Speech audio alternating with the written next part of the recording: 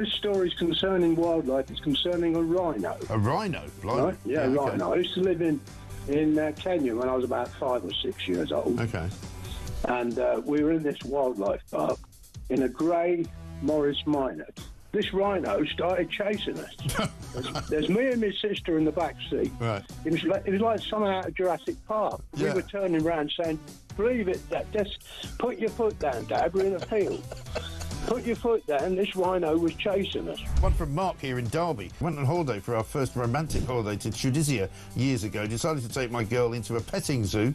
I got a bag of food to feed the animals. A giant goat then went for me, putting his front legs over my shoulders and proceeding to headbutt me over a fence into one of the pens, covering me in the food and making my nose bleed.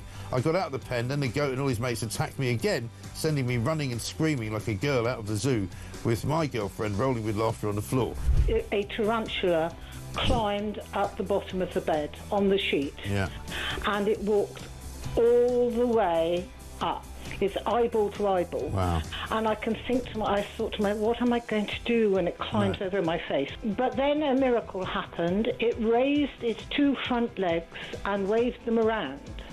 And then it turned around and walked down the side of the sheet. Boris Johnson been attacked by an ostrich. The former PM was enjoying a safari trip with his family when the bird leaned into his car and went oi oi and pecked his hand. In footage shared online, he quickly jerked from the ostrich.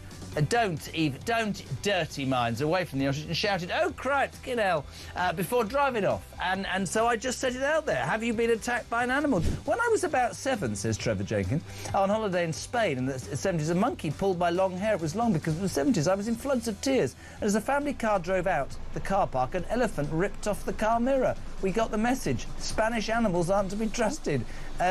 Jeremy, Brittany here from the United States. I was spurred by a rooster in my right foot a few years ago. Spurred? How do you get spurred by a rooster? One here from Dan in Hampshire. Morning, Mike. As an Aussie that has been dive-bombed by our version of the magpie, which is much bigger, every springtime, the folk in this village need to use the old Aussie trick to stop being swooped. You have to wear an ice cream tub on your head with eyes drawn on the back so they think you're watching them. True story.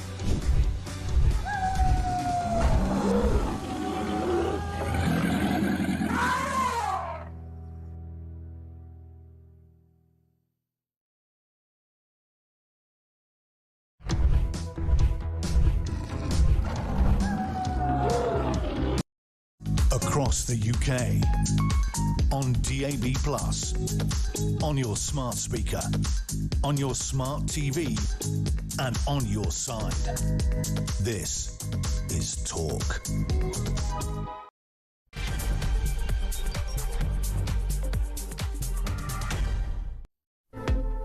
Hello there, it is Petrie here with you now through until 1 o'clock. And as I was just saying to Kevin, coming up at midnight, since this was the slot that James Whale made famous, wasn't it? The late night show where he became the sort of radio shock jock, first of to really be cutting off callers and to be, you know, rude to people. I think he would admit to that as well.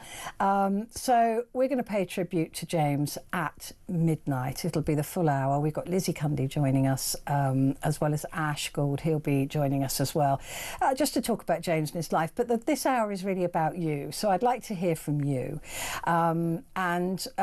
Just paying tribute to him. I mean, a lot of people grew up with James Whale. I think the first time I met him in person, I can't remember whether it was at Sky News, where we used to do a paper review together, believe it or not, or it was at the LBC, where we both worked at the same time. So I don't know which one it was, but he's sort of always been omnipresent. And as everybody's been saying, he really was a nice guy. He was. I mean, he could be like everybody else, and he was brash, and he was all of those things, and he always definitely spoke his mind. But he helped a lot of people in this industry, and he pushed a lot of people forward. So for that, we are grateful. And also, he was a maverick, wasn't he? He really was. I mean, they did break the mould. We will not see that kind of broadcaster ever again. I don't think. But there you go. At midnight, I'd like to hear from you. I'd like to hear what you want to say, and hopefully his wife, or now widow, will be able to send some of the messages that you deliver to him via this show at midnight. So please do get in touch and share with us this moment. So that's coming up at midnight, and coming up before then, we have in the studio, we have Vincent Moss, who's going to be going through the newspapers with us, the newspapers for Tuesday. I can't believe it's Monday already. And then Caroline Faraday will be joining us from LA. And so we'll, not from LA, but we've also got Alex Three Lions Irons popping into the studio to talk us through some of the sports news from the weekend. But before that, as we know from today, an extra £100 million worth of cash is headed for border security. So that was announced today by the Home Office. The investment will support a pilot scheme with France with a one-in, one-out returns agreement, as well as other efforts to stop small boat crossings, including up to 300 additional National Crime Agency officers, new technology and equipment. This is to support Keir Starmer's belief that he can smash the gangs, and by doing so, that will stop immigrants from crossing the channel in dinghies. 25,000, more than 25,000 have crossed this year already, beating 23 and 2024. So we know that this has been a record year, and for all of the smashing that has already happened, nothing seems to be changing. So another £100 million. I think we've already given France something like 800 million, has made no difference at all. So what tangible difference do we actually believe that this will make? How do these criminal gangs work? Are they just not like whack-a-mole? As soon as you arrest one, and a couple have been arrested, and things, you know, there was all the boats that were discovered, the engines that were discovered in different parts of the world, but has it stopped the crossings? I think the answer to that is evident. No, of course it hasn't. So how do we stop them? And is it even really possible at this stage without something fundamental? Well, joining me now to discuss this is Peter Squires, author and Professor of Criminology and Public Policy at the University of Brighton. Peter, good to speak to you again. Thank you for joining me. Throwing a lot of money at a problem and hoping that it will solve it. Is this different? My sense is no, not really. And there's been talk of gimmick. We've had gimmicks in relation to illegal immigration before. But I think you've really got to look back upstream. The drivers of this are climate change, poverty, war, environmental degradation, the places that desperate people are escaping from. I don't think a few extra cops and a bit more money and a bit more surveillance is going to make a blind bit of difference in the long run. I know politicians have to be seen to be doing something, but ethically, I don't think this is it. I'm a criminologist, but this is not really at base a crime problem. We're criminalising it around gangmasters who are exploiting vulnerable people, and that might be a strategy, but they still want to come here. And they still want to get away from where they're suffering. I mean, imagine during the Irish potato famine, if America had been pulling up the gates and intercepting boats and chucking people out. The same sense of horror, I suppose, would apply there. These are desperate people. They're being driven. The options for them are limited. And the gangs are certainly exploiting people, but focusing only on the gangs and thinking if we take the crime out of it, the problem will go away, I think is utter wishful thinking. I mean, without the crime element to this, it would just be less organised. I mean, I've always thought that people would, like, as you're saying, that people would still attempt a crossing, but it would be less organised. But with this kind of criminality, and look, the mafia are still going, right, despite the attempts of decades of smashing the mafia, they just rise again. And I think that for me is just trying to look at this just as a bunch of criminals that you can pick up and dispose of, and that's the problem solved. Does criminality even work that way? I think you have a point. If the criminality, if the gangs who are incentivizing people in their desperate efforts to get away from their homelands and get across France and then travel across the channel to us, if taking the criminality out of it and disempowering the gangs, if you like, that might reduce numbers a little. And politicians, as we know, are driven by the numbers on this. We're heading for record numbers of illegal migration this year. That shows that there is a consistent pressure towards us in terms of the destinations that migrants are seeking. And so taking the gangs out who are facilitating the process of crossing may well make some difference to the numbers. That might take the pressure off the politicians, and they'll pat themselves on the back and say, we've done a good job because we've done this. But behind all that, there's still the ethical question about whether we should be doing this, whether the arguments about safe alternative routes are realistic, whether the British public, who are not known to be lacking in a degree of vitriol about asylum seekers and underlying themes around racism, don't go away. So that's again part of the mix. So even the humane solutions to this, I feel, would be unpalatable to a large proportion of the UK population. So we are stuck in a major cleft stick.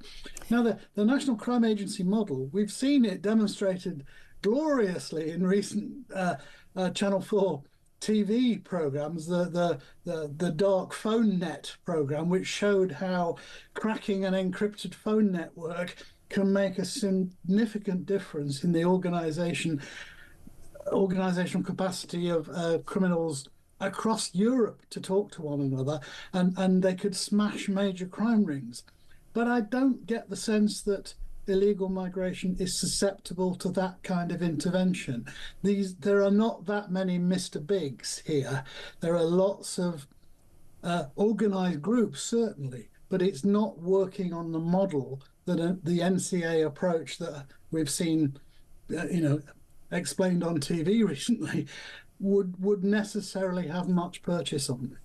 And I mean, again, that's really interesting what you're saying there. So you're saying that it's not a sort of top-down organisation. It's not. There's no bloke at the top or woman at the top going, right, you do this and you do that. It's just kind of people filling in gaps where this help or is needed. Networks. It is networks. So networks need to communicate, but I don't think it's not a kind of digital network in the same way that smuggling drugs or smuggling, which is the model that was replicated in the Channel 4 program. This is much more bottom up, I think, and therefore the same kind of technical interventions I don't think are going to have much purchase on it.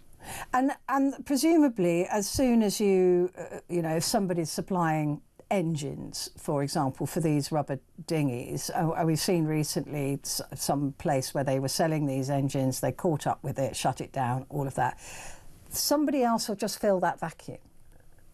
I'm sure that's the case, yes. This is currently a lucrative business. People are paying thousands to get their passage. The demand is there. Where there's we can't keep drugs out of the country. I doubt we'll be able to keep people out. There's a similar sort of issue about, supply and demand. There are people supplying a service to people who are desperate and demanding it.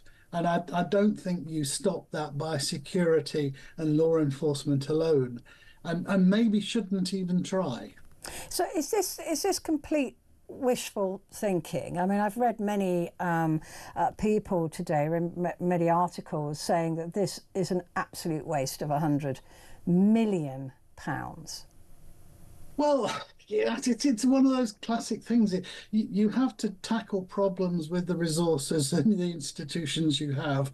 But when you get to that point, you're in the land of, if your only tool is a hammer, every problem starts looking like a nail. I think in this way, we are seeing this as a crime problem. We are throwing law enforcement resources at it. We are criminalizing a global social problem.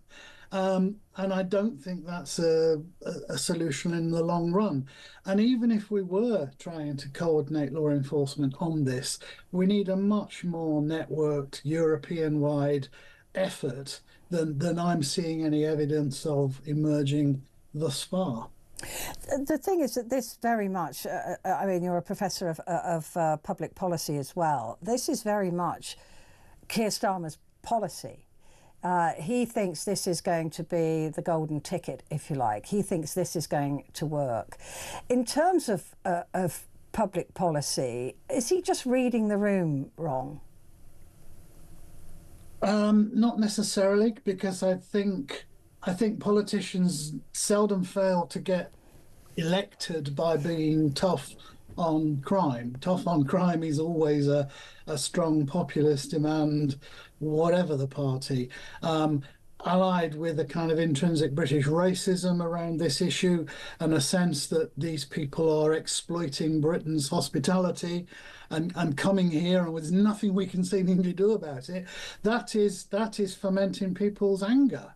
And so Starmer is clearly under pressure from both his own support in terms of must up your game, and in terms of opposition who are accusing them of sort of borrowing other strategies and trying to kind of echo other previously failed policies. I mean, the Rwanda scheme, everyone pretty much regarded that as nonsense. This seems to be another version of the same thing. Now, they've thrown in the kind of one in, one out policy, but the kinds of people coming across in boats don't strike me as the kinds of people who have the connections in the UK that the one in, one out scheme is meant to facilitate. So it's a mishmash of different initiatives that are branded as law enforcement, but I don't, as I said, I don't think law enforcement alone is the way to even begin to address this. But also with the one in, one out, the numbers will be the same. I mean, that's how one in and one out works. So we're not reducing the numbers. And what's to say that if we take somebody in the one in, one out who has a family connection, which is what's being suggested in France, to come over here, that the person that we've kicked out won't just come in anyway on the next boat? Yeah, I mean, that's the other thing, that in a sense, this is based around an idea of deterrence and effective interception, but the people who are knocked back, sent back, deported, come in again. That's a no-brainer, really. In terms of public opinion, though, I know what you're saying about, being tough on crime has always been a winning statement from a government or a government in waiting. I don't think that the public see this as being tough on crime, though. I believe that they see this as a waste of money. Yeah, you're probably right. I mean, we don't know yet. I mean, it's only just been announced, but there have been a number of other initiatives that have had, shall we say, logistical elements, problems about them, Rwanda scheme in particular, that were seen as costly and ultimately never really going to deliver the outcomes we want. So this, it in all intents and purposes, it looks like the kinds of things that have failed before, and therefore it will look like a costly white elephant in the long run. But we're pitching up the National Crime Agency as a sort of super FBI that can do things and change the game, make a big difference. And it's going to be really tested too, because as I said earlier, I don't see that this is the kind of problem that the kinds of technological and deterrence solutions and the surveillance, the undercover operations that the NCA sometimes initiate, this doesn't seem to me a problem like that. So I don't think they'll get a handle on it. So waste of money it may well be, a failure it may well be, and an unethical and insufficiently thoroughgoing response, I'm sure it is. The other thing is, of course, with France, when they were failing to do what Britain thought they should be doing, our solution to that was to give them more money.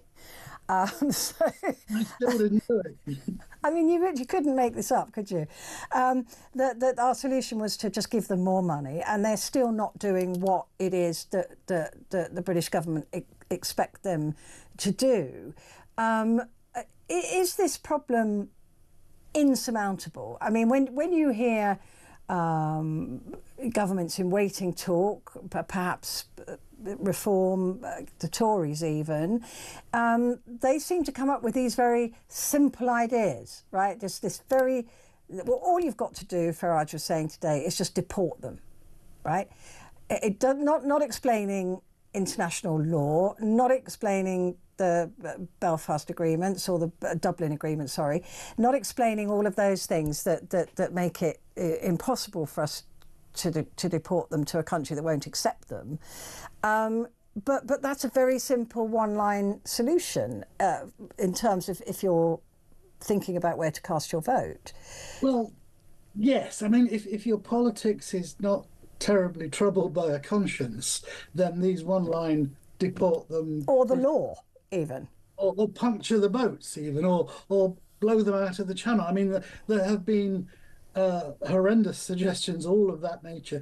I think the trouble with Starmer, is that as a former human rights lawyer, he cannot develop draconian measures. They have to be seen as proportionate, legitimate, due process, applying due process, and undertaken in a measured way. He can't simply pull up the drawbridge, as some other politicians might more willingly embark upon. So he's caught in a bit of a cleft stick. But then he won't survive this Parliament, will he? He won't go on to be Prime Minister for another 5 years at the end of this, if he survives this 5 years. This could break the government. This could be a highly symbolic issue on which they're seen to fail, and a number of other leading Labour politicians could go. That's in a sense, that's the worry, that promise too much, achieve too little, and spend a lot on, doing that. Yeah. I think we're all a bit bored of that, aren't we? Well, I see it's almost like, King Canute-like. You're standing on the beach at Dover and telling the tide to go back. It's not an unfamiliar situation. The world does not work like that, and this problem far sort of exceeds the capacities of one nation to deal with. It's going to require a European-wide agenda.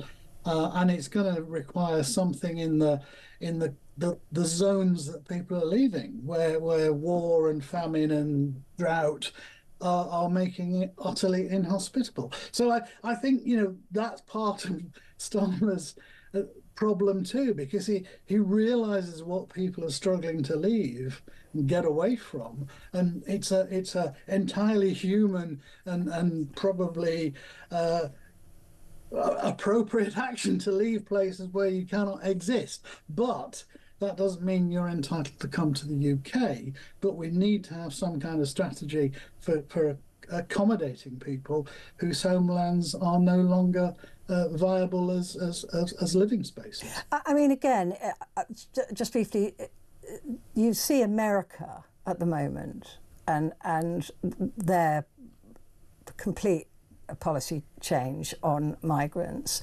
Donald Trump boasting that 0 people have come across the border, which apparently isn't true and couldn't possibly be true. But he's saying we've had 0 people coming across. They're locking people in detention centres. They're rounding up people who are gardeners and chefs and cleaners, and it is putting people off.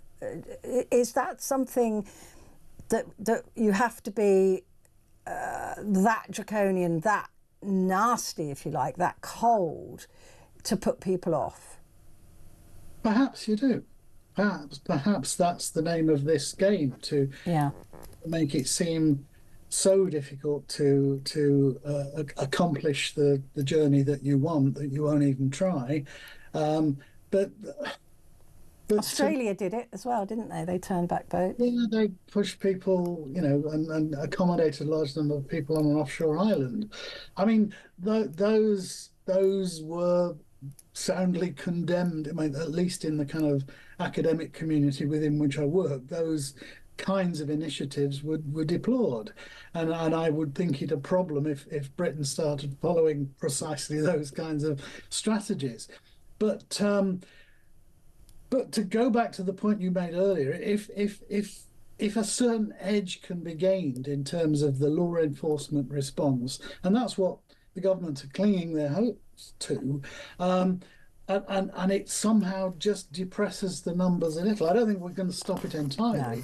If it takes the heat out of it, I think they will consider it an outcome. And if the numbers start going down, we'll hear this being trumpeted all across the media. Good to speak to you again. Thank you so much for joining me. Peter Squires, author and Professor of Criminology and Public Policy at the University of Brighton. Quick break, back in a second.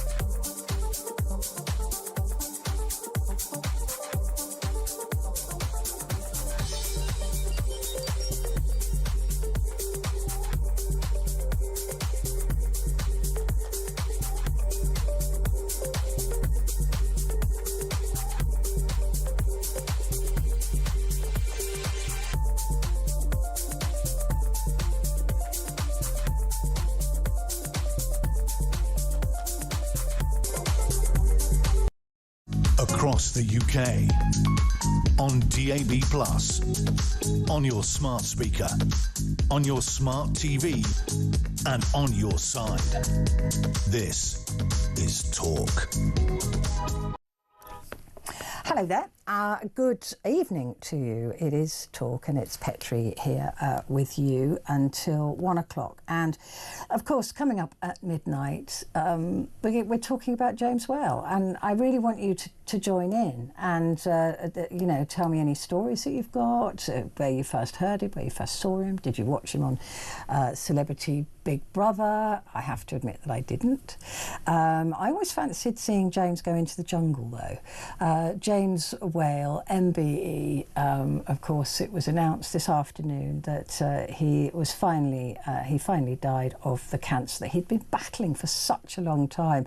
He was first diagnosed, I believe, in 2020, and then went into remission, and then was diagnosed again.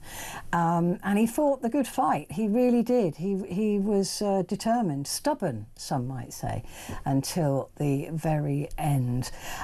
So we're paying tribute to James and his career, and of course he was a Talk boy. He'd been with Talk for many years, off and on, for various reasons, and he was certainly a controversial figure, that is for sure. And so, like I said, I'm trying to remember whether I first met him at LBC or at Sky. I can't remember which one it was. We did used to do a paper review together at Sky, which was always interesting. I can tell you that for nothing. I've known James for very, very many years, far too many to want to remember, really. But we're going to be talking about James. I've got Lizzie Cundy is going to be joining us, and Ash Gould, of course, his sidekick for a long time here on Talk, and Josh Rom as well as an entertainment reporter. We'll all be talking about James and what he achieved and how he achieved it, but it would never be that he would want to hear from you. That's what he would want.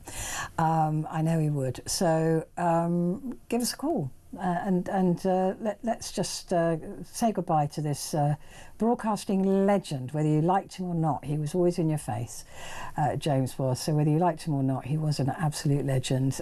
So we'll talk about him from midnight. The number you're going to need is 0344 499 1000.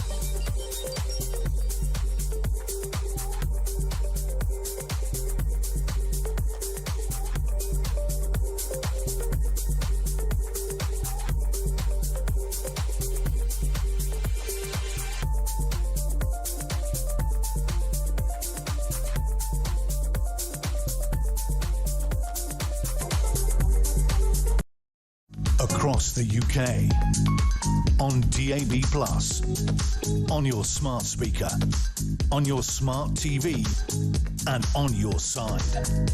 This is Talk.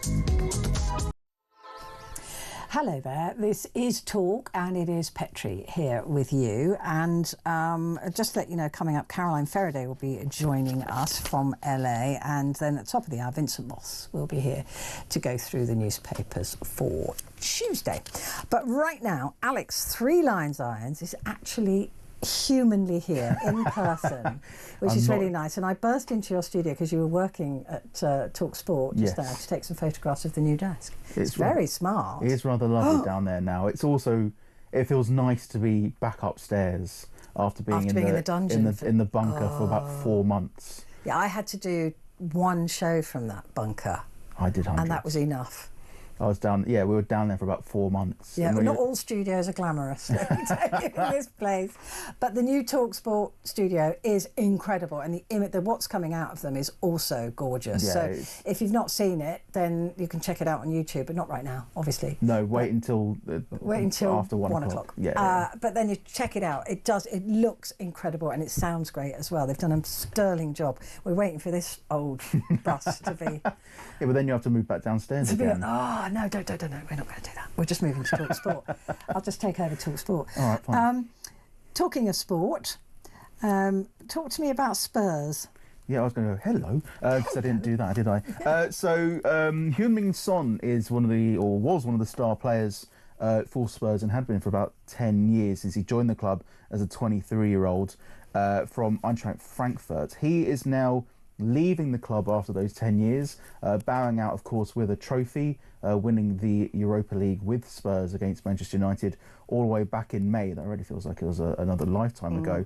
But he bid an emotional farewell as he played to be what he is expected and has now been confirmed as his final game as a Tottenham player before moving to MLS side Los Angeles FC. That game was played in front of adoring home supporters in the capital city of Seoul in South Korea.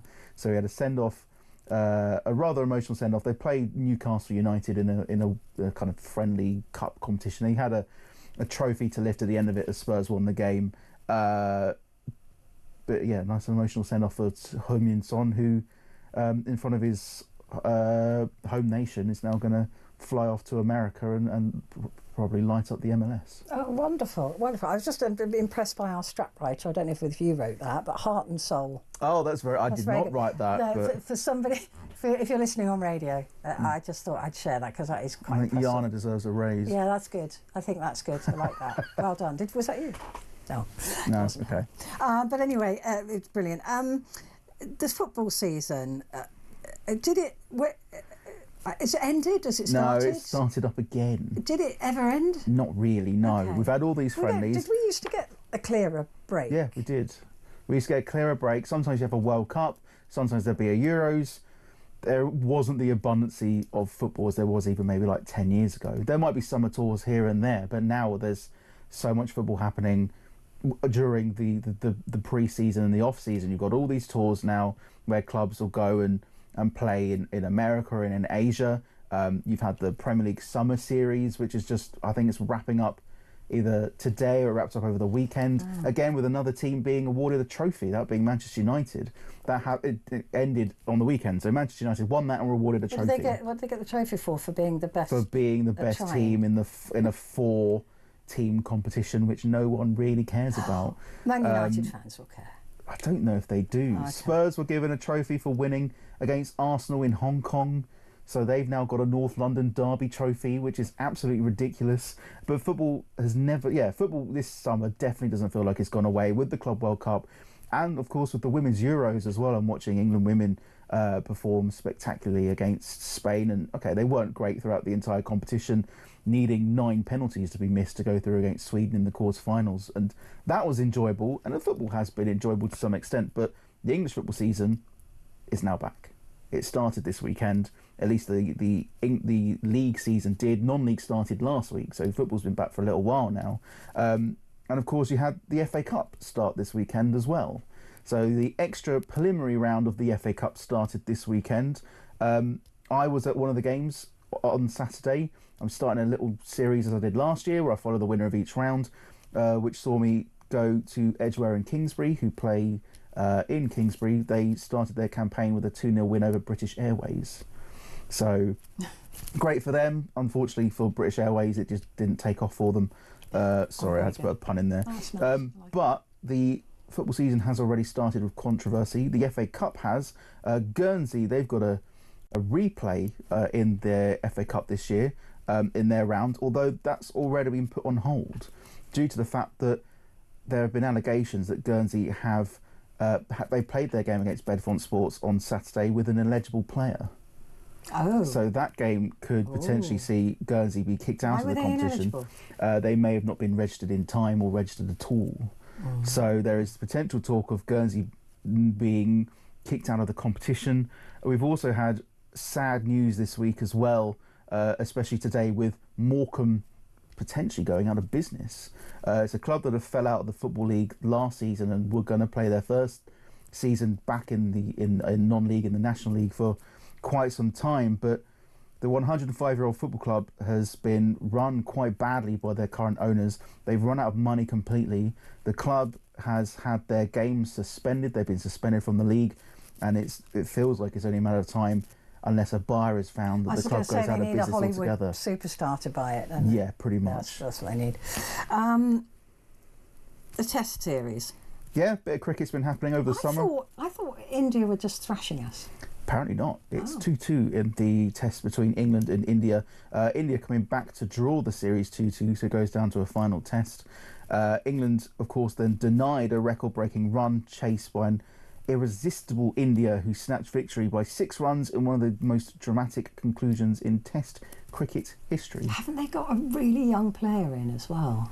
Was I reading something? They've always got like fantastic players, though, haven't they? I guess they have. It is the national sport, isn't it? It really is their sport. But India have been, I think, not particularly great during this Test series. It looked like England were going to walk away with it, and they've slowly been clawed back by an India side who, if momentum is going their way, they could potentially go on and snatch victory from the claws of defeat by winning 3-2. We'll see what the final test says. I believe it starts either at the end of this week or next week.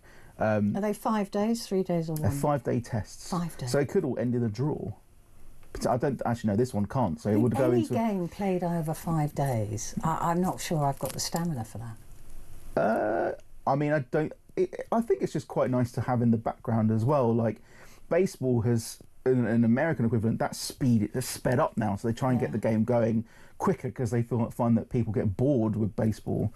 And cricket's got different variants. You've got T20, which is played over 20 overs, and the 100, which is played with 100 balls. So there are different variants of cricket, but there's still maybe a lot of the England players and a lot of cricket media have been saying that Test cricket isn't dead because of how exciting it's been in this Test between England and India. And I think there still is a want for Test cricket. People, it's the traditional way that cricket has been played. And people still have a love for it, and I don't think it's going to go anywhere anytime soon, despite the fact that these other variants of the sport have come along and tried to usurp it, and it's just not going away. Well, I know my brother used to be able to, my older brother used to be able to ball for Britain on cricket. Okay. He's absolutely mad about cricket. Yeah, my granddad, when he was alive, was the same. Wisdom manuals? What are they called? Wisdom? I don't know. Wilson? Cricket manuals. Anyway, he was always reading those. I never grew up with he was a little boy. those things. Yes, never grew up with books. Everything's on a tablet now. Everything's all digital now. What about? I'm going to say this wrong, aren't I? Diogo Jota and Andre Silva. Yeah, so of course those were the 2 players that passed away in a car crash, one playing for Liverpool. They're brothers, aren't they? They are brothers. Why have they got different surnames? I'm not entirely sure why that is. But the boyhood club of both those players, Diogo Jota and Andre Silva, have dedicated their kit for this season, the 2025-26 season, to those 2 brothers. Gondomar Sporting Club in Portugal have imprinted images of the 2 players on the front of their home, away and third shirts for their upcoming season. The back of each jersey also features their name underneath an infinity symbol. Oh, wow. So they're being remembered and immortalised. I mean, that really was a shocking way to go, wasn't it? I mean, and to lose 2 at the same time. Yeah, you had really...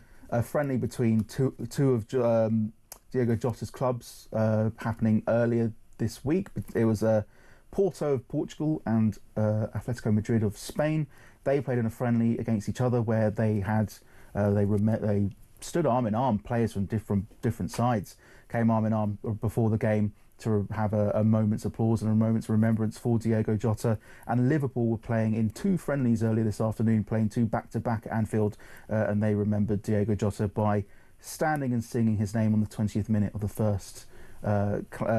first fixture between them and Athletic Bilbao. So, yeah, it's been a rather touching couple of weeks, month or so since the passing of Diogo Jota and his brother. Yeah, I mean, that was really shocking. Even somebody who doesn't really follow football, it's such a loss, it's such a waste, isn't it? Diogo Jota and his brother, Andre Silva, have different surnames because Diogo adopted Jota as a nickname to differentiate himself from other players with the same name, while Andre retained the family surname Silva. Okay, that makes sense. There we Every go. day is a school day. There we go. I did not know that, so thank you. You're very Teaching welcome. me something. And it's my fabulous team in there tapping away. Alex, wonderful to see you. Thank you. Alex, Three Lions Irons, TalkSport presenter and producer. Thanks. Quick break, back in a sec.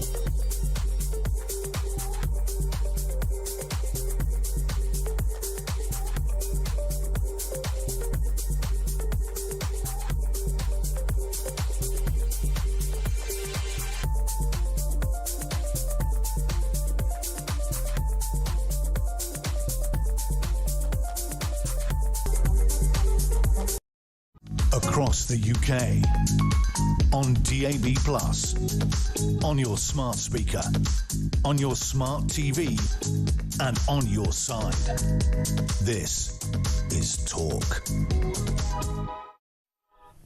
Hello, this is Talk, and it's Petrie here with you. And coming up at the top of the hour, Vincent Moss will be here in the studio to go through the newspaper front pages for tomorrow. But before all of that, Caroline Faraday joins us now, multi-award-winning entertainment, not just entertainment journalist, let's be honest, journalist, I'm going to say, based in LA.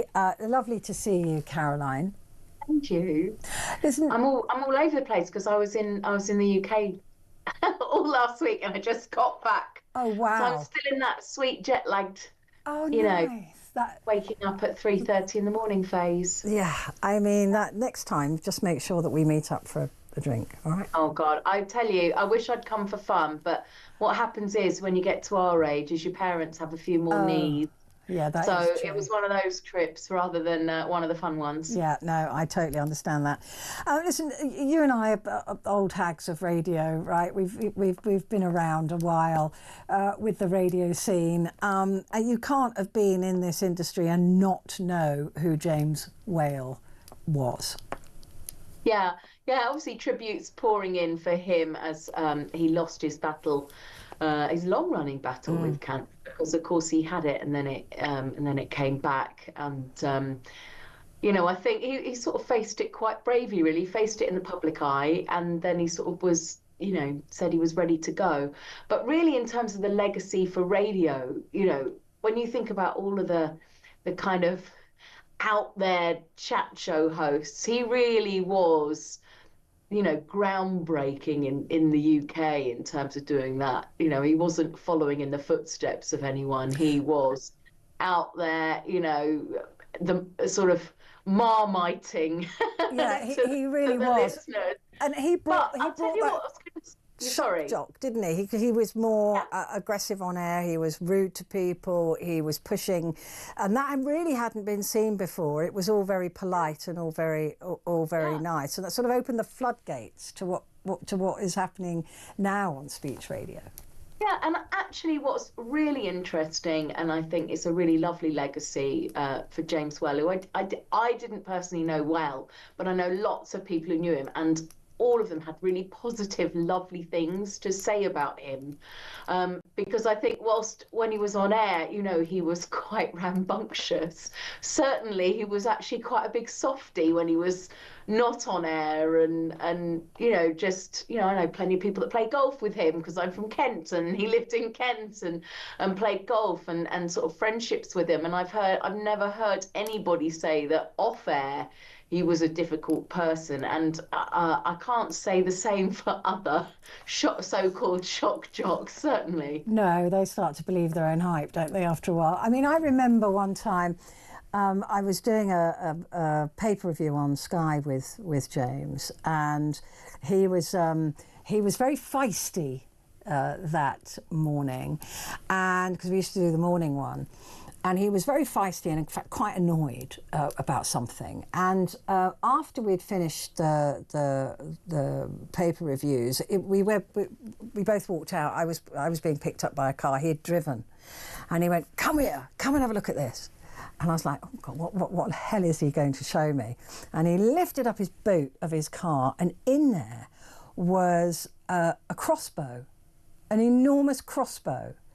And loads of really sharp-looking bolts that went with this crossbow. And terrifying. he used to go. He had loads of lads in him, quite well known. They all used to go crossbow shooting at the weekends, but they would shoot, for want of a better word, cardboard cutouts of animals. So they would go through the forests and shoot at a moose that was a wooden cutout thing. I don't know how many people knew this about James, but he went, "See that crossbow?" He said, "One day I'm going to take that out and I'm going to use it against," and he told me who it was against, so I won't repeat the name. And I was like, "Okay, James." Nice. Yeah. I'll say this, God bless him, God rest his soul, but men are a mystery, aren't they? They really are a mystery. But this crossbow and the bolts, it was quite. They just get together. Yeah. With a crossbow, and then they fire it at cardboard. Yeah, they used to hunt at the different forests and things like that, and there'd be these wooden things that were set up to look like animals, to replicate animals, and they would shoot at them. And rarely speechless, but. Do you know what? And that also, memory. how vaguely sort of terrifying. It is. I was terrified. Like, come and look in the boot of my car, and then a crossbow. But he was mischievous, wasn't he? Yeah. He was a mischievous Yeah, he thing. was. I mean, it's the same thing as when Simon Bates came into the studio. We used to do the breakfast show together with a chainsaw, which was slightly unnerving. But anyway, that's another story for another day. But yeah, James certainly was out there. He really was. And he's left a lovely legacy. He has. Yeah. We're talking about him at, obviously, because it's a late night show, we're going to talk about him as well at midnight. Let's turn to some happier news now. Vicky Hope and Calvin Harris. Yes, so the DJ and DJ and Calvin Harris shared his very happy news. My computer monitor has just died. Is it still all right your end? Yeah, we've still got you. Oh, good. He shared some very happy news because he's had a baby. And he shared the pictures on his Instagram, although I follow Calvin Harris, and I saw he's a lovely picture of him, and his little son Micah was born on the 20th of July, and he shared it, this little baby boy, and I flicked through the next one. Oh, super cute, lovely picture. Oh, that's lovely. There she is in the birthing pool. And then just scrolling through the deck, just a picture of a placenta, just out the blue. Why? I don't know. It's quite the surprise. Yeah, it's not a welcome one, I would have suggested. Well, I mean, I would have liked to know it was coming. I'm not going to say. Yeah, he had and then they seemed to dehydrate it and make little pills out of it. Oh, I've heard of that. Yeah, I suppose it's good because it gets people talking about it, but I feel like those could have been two separate posts. just a cute little baby, and I'm all like, oh, bless him, what a lovely oh, that's nice. Look, sweet placenta. That's what I got. Very strange. And this whole thing about eating the placenta, some people cook it and as it is and eat it. Like, yeah, it looks like she had a nice water birth there, which is a really good thing. Nice way of like natural pain relief. Good for her. You can do things like that when you're young. But why would you want to eat the placenta? It's basically the baby's waste place. I wouldn't want to, but people are into it, aren't they? Yeah, but I mean, I did read about this, and apparently it's got absolutely no benefit at all. So people, I don't know why they do it. No, I'll tell you who it benefits. It benefits the companies who very expensively dehydrate a placenta, turn it into tablets, and sell it back to you. That's true. That is a business model I would like to have come up with. Well, I would just throw the placenta away and give them aspirin. That's what I would do. But cut out all the other bits because I'm corrupt. I can't be trusted. It's as simple as that. No, I don't think you should be selling drugs to people. No, I don't. I don't think I should be doing anything really because I literally can't be trusted. But anyway, there's a petition to rename Birmingham Airport. This sounds like a really good idea. It is going to happen, isn't it? It's got to. Yeah, because Birmingham, I think so many places really showcase their musical heritage. And if you think of Birmingham, you don't necessarily think of its musical heritage. Of course, you do with Liverpool. Yeah, it's a John Lennon airport, isn't it? My goodness, you know. And then like all around the world, you know, Memphis or wherever, you know, you're thinking about the musical legacy of these places. Birmingham, very proud, and I think has really celebrated the musical legacy of Ozzy Osbourne since he passed away. And you know, looking for a way for his legacy to continue. There's this online campaign. I was looking, if I still got it up here. Yes, here it is. Rename Birmingham Airport as Ozzy Osbourne International. 63,000 verified signatures at the moment to sort of, you know, to that one. So I think that would be a very nice sort of way to keep his name and memory forever a part of Birmingham, although because it always will. By the way, on my flight when I was coming back at the weekend, obviously Marilyn Manson had been at Ozzy Osbourne's funeral, and he was at the airport just checking in, all normal in the queue, and like the most distinctive, because he's just basically this incredibly tall goth that just towered above skinny goth, yeah. Yeah, with like great big platforms. There's no missing that's Marilyn Manson, is there? Anyway, there he was. Because lots of stars turned out for Ozzy, he was much, much loved. I mean, I saw some lovely pictures. And one of my pals is Ozzy's son, Lewis, and he shared some pictures on his social media of like Axl Rose, like going to meet him at his show, you know, that final show that he did. And you just think all these amazing top musicians that all looked up to Ozzy, quite rightly. Yeah, and there was the one that Ozzy always wanted to meet was Paul McCartney, wasn't it? And he did. And when he did, Ozzy Osbourne was completely starstruck because apparently he got into music because of the Beatles. He loved the Beatles so much. What a sweet man. He really was, you know, a unique, they broke the mould, all that stuff with Ozzy Osbourne. Yeah, I mean, and I was saying as well, he died, was he 76 when he died? Much too young. Yeah, but I don't think anyone, placing a bet, would have seen him live that long, let alone himself, especially in his, because he had a lot of issues, right, Ozzy? Yeah. Yeah, he tried it all. He was like a one-man chemistry experiment. But yes, it's like snorting ants. You're like, break all the rules, and yet... And yet everybody loved him. I mean, I didn't... I'm not a Black Sabbath girl, that may surprise you, but I got to know the Osbournes on their TV show, The Osbourne, which was I just loved because they were utterly bonkers. And they're starting to rerun that now on, I think, on Netflix. Oh, they are? Yeah. That's fun. Yeah, that is fun. Yeah, because they're kind of... That was really when reality TV... It was partly when they had all the writer strikes and stuff as well, all this reality TV. Yeah, it was all cheap. Yeah, it was cheap and easy and no script writers. So they could do all that stuff. Yeah. Yeah, so they could make like reality TV, you know, pretty easily without any script writers. Yes, we have the Osbournes to thank for the Kardashians. Probably, yeah. Probably. I don't mind the Kardashians, controversially. Do you not? No. I used to watch the Kardashians, but it's just all the same old. Yeah, stuff they've now. evolved into, like, you know, into a better vibe, I think. And they're very successful businesswomen. And I think fair play to them. One of them makes really great lipsticks. One of them makes excellent underwear. Like, good for them. Yeah, no, I completely agree with that. Anyway. But it would be nice if Birmingham Airport is just called Birmingham Airport at the moment, so that's pointless. They might as well call it Osborne Airport. Yeah, because you've got, like, John Lennon, George Best, Belfast City Airport, you know, JFK, of course. Why not? And they've already got Black Sabbath Bridge, so it's not too difficult for Birmingham to do that. Caroline, delighted to see you as ever. Looking gorgeous, by the way.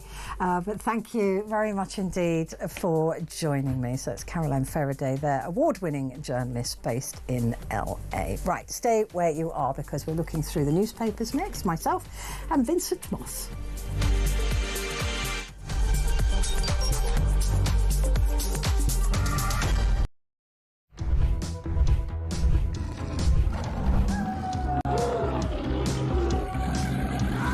We've just been talking in the office here about how many of us have been attacked at some point or other by some form of flying beast or any wildlife. I mean, so we'll take your stories this morning.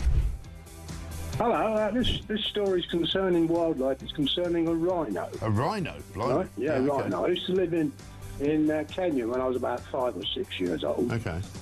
And we were in this wildlife park in a grey Morris Minor.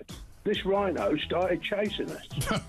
There's me and my sister in the back seat. Right. It was like something out of Jurassic Park. Yeah. We were turning around saying, "Believe it, Dad. Just put your foot down, Dad. We're in a field. Put your foot down." This rhino was chasing us. One from Mark here in Derby. Went on holiday for our first romantic holiday to Tunisia years ago. Decided to take my girl into a petting zoo. I got a bag of food to feed the animals. A giant goat then went for me, putting his front legs over my shoulders and proceeding to headbutt me over a fence into one of the pens, covering me in the food and making my nose bleed. I got out of the pen, then the goat and all his mates attacked me again, sending me running and screaming like a girl out of the zoo, with my girlfriend rolling with laughter on the floor. A tarantula climbed up the bottom of the bed on the sheet. Yeah. And it walked all the way up. It's eyeball to eyeball. Wow. And I thought to myself, what am I going to do when it climbs over my face? But then a miracle happened. It raised its 2 front legs and waved them around. And then it turned around and walked down the side of the sheet. Boris Johnson been attacked by an ostrich. The former PM was enjoying a safari trip with his family when the bird leaned into his car and went oi oi and pecked his hand. In footage shared online, he quickly jerked from the ostrich. Don't dirty minds away from the ostrich and shouted, "Oh, Christ, get hell," before driving off. And so I just said it out there. Have you been attacked by an animal? When I was about 7. Across the UK, on DAB+, on your smart speaker, on your smart TV, and on your side. This is Talk.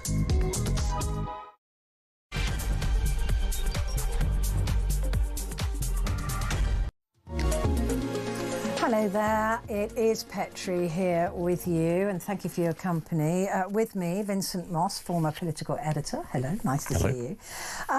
Obviously, we're paying tribute to James Whale. I was saying to Caroline Faraday just now, you can't really be in this industry in any way and not know who James Whale was. I mean, whether you liked him or loathed him, you could not ignore him, right? That's right. No, he was a legendary character. I remember about 10 or 15 years ago when he was at LBC doing shows with him there. I never quite achieved the giddy heights of being kicked off air for being boring or annoying, which I always sort of, in latter years, you'd always think, I mean, it's always one of those things that he was very good at, sort of, if he got fed up with somebody, just cutting them off or kicking them off. And always just sort of, I think, quite enjoyable to watch, as long as it wasn't you. As long as it wasn't you. Yeah, and it wasn't me. Yeah. But he was always very knowledgeable. I mean, I was a political editor at the time, and he was always asking about the political story of the day, always very plugged in, all very knew what was going on, and by all accounts, great fun. But certainly a sort of a real, it's overused, isn't it, the word legend, but I think in terms of broadcasting, he really was a legend. We'll never see his like again. That's the end of an era, yes. I think. And of course, he chose as his last interview Nigel Farage. Yes. Of all the people, you know, that would have gone to be interviewed by James Whale, he chose Farage. Yeah, and quite a moving interview, really. And Well, I wasn't sure who was interviewing who at one point, but it was nice though, because it was a chat, wasn't it? Exactly, basically between two old boys, you know, chewing the fat about the times that they'd known each other. But James, of course, wanted to be a politician at one point. Well, exactly, and he knew enough to do that, really. But I think he would have had a difficult time dealing with constituents. I think he would have struggled dealing with people coming to him with all their complaints. It's fine when you're doing it on radio for a few hours a day, but I don't think he'd want it 7 days a week. So no, I can imagine he would have short change for somebody who he felt was just whinging. Exactly, very much so. Yes. Yeah, I mean, he was well known when he did his radio show on television for chucking people out the studio. A couple of times there were singers or people who were guests on his show that if they appeared drunk, he just threw them out. He didn't care who they were. He wasn't ever starstruck, I don't think, James. He would never. He wouldn't tolerate it from anyone. If he wouldn't tolerate it from me, he wouldn't tolerate it from, you know, some big celebrity. No, exactly. And he was very kind to people who were nervous, perhaps calling for the first time on radio shows. But people who knew he could take it, he was quite happy to dish it out, wasn't he, on time to time? Absolutely, absolutely. But he was best suited, I believe, to late night, and certainly when he was when he knew that this was terminal this time, he spoke to our boss Denny, and Denny and he go way back. They're really good old friends. One thing my boss really values is loyalty. He really does, and it's an unusual and very nice trait actually in a boss. But he said to Denny, look, late night is where my heart is, because he was doing 7 till 10. And he said, I really want to go back to the late night show, because that's my home, if you like. So they switched him into late nights, and he would always say that he wanted to die on air. That was always his thing. I thought that's not very fair on everybody else, but he certainly worked for as long as he could, and I think it was only really the loss of his voice that, you know, he really did towards the end lose his voice, which must have been heartbreaking for a broadcaster. Exactly. The one thing he relied on. The one thing that you always had and always relied on, taken away from you. It's very cruel. It was, but that late night slot, as you say, suited him. I think that he could push the boundaries a little bit more later at night when perhaps children weren't listening so much when people are coming from the pub. And sometimes the language wasn't always as clean as it might be. Yeah. But it was very difficult to argue that at late night it's fine. Yeah. You know. That's what they did with his TV show. Even it was only people coming back from the pub that would watch his show from midnight. So I don't think they were offended. No, I'm sure they weren't. I'm sure they tuned in to listen. Yeah, I mean, seriously, like I said, we won't see his like again. Right. Let's have a look at the papers. The New York Times we have in front of us. Again, a packed front page. There's a lot going on here. In the second term, Trump pushes war on facts, authoritarian echoes in job report firing. This is a bizarre story in that he didn't like the numbers, so he shot the messenger, basically. It doesn't look good, does it? It doesn't. He didn't like, as you say, the job statistics, the latest ones. He wanted them to be good and lots of jobs being created. They weren't. So he fired the messenger. He did exactly that. He's got form for this, though. He didn't like the election results when he didn't win the presidential election. So he keeps telling people, even now, sort of after months so and many months court in, cases, exactly, he still keeps saying he won the election he lost. So I think we'll see potentially more of this. If he doesn't like the actions of public officials, he either, where he can, fires them, or look at the fact he doesn't like the fact that interest rates aren't coming down fast enough. If he could fire Jerome Powell, he would. Exactly. So there is some form for this, and where he can, he does. Doesn't that make it really difficult for people to believe any of the numbers coming out from now on? If he puts somebody in there who is just going to fudge the numbers, and this is a non-partisan group of people at the Labour offices. They are not party political, despite the fact he's saying that they are. And they're not party political but he's going to put in a yes man or woman there. And we've seen how that's worked at the DOJ, we've seen how that's worked at other areas. We can't trust anything they say. Well, exactly, and who'd want to take a job where you know if you get the figures wrong, as it were, in his eyes, that you're potentially going to lose your job? So you'll have to look at ways potentially of cooking the books so the figures add up in a way that the president likes. I mean, it's terrible. But then be accused of cooking the books. And it's not just the public that rely on these labour numbers, it's investors, it's businesses, they are incredibly important. The farm and non-farm numbers have always been an absolute stalwart of the stock markets. I mean, I remember when I worked for many years as doing a financial I was a financial presenter, and it was all about the stock markets.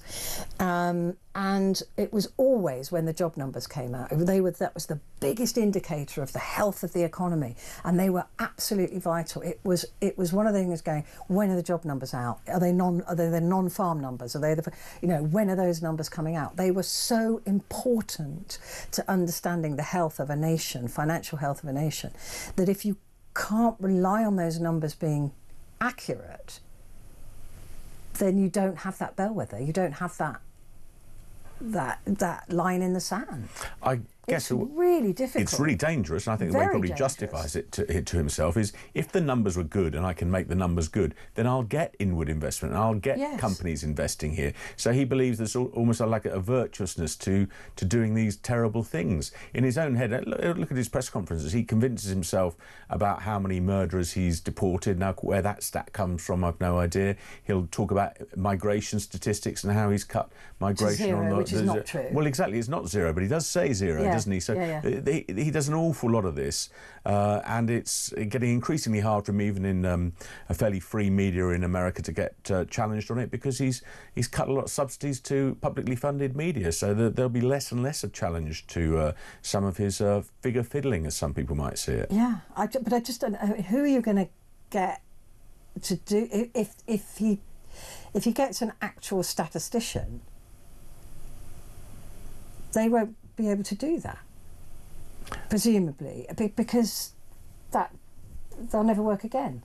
It's a problem, isn't it? It's not a job that I'd be keen on. I'm no good at maths anyway, but I certainly wouldn't be taking that job, because if the numbers aren't, unless you hope that the numbers are naturally right, and then you're fine. But if the job statistics in particular don't start to improve, then it's not a job that's going to be very easy to fill, I wouldn't have thought. No, because eventually, if they are lying to make Donald Trump feel good, they will be found out for lying.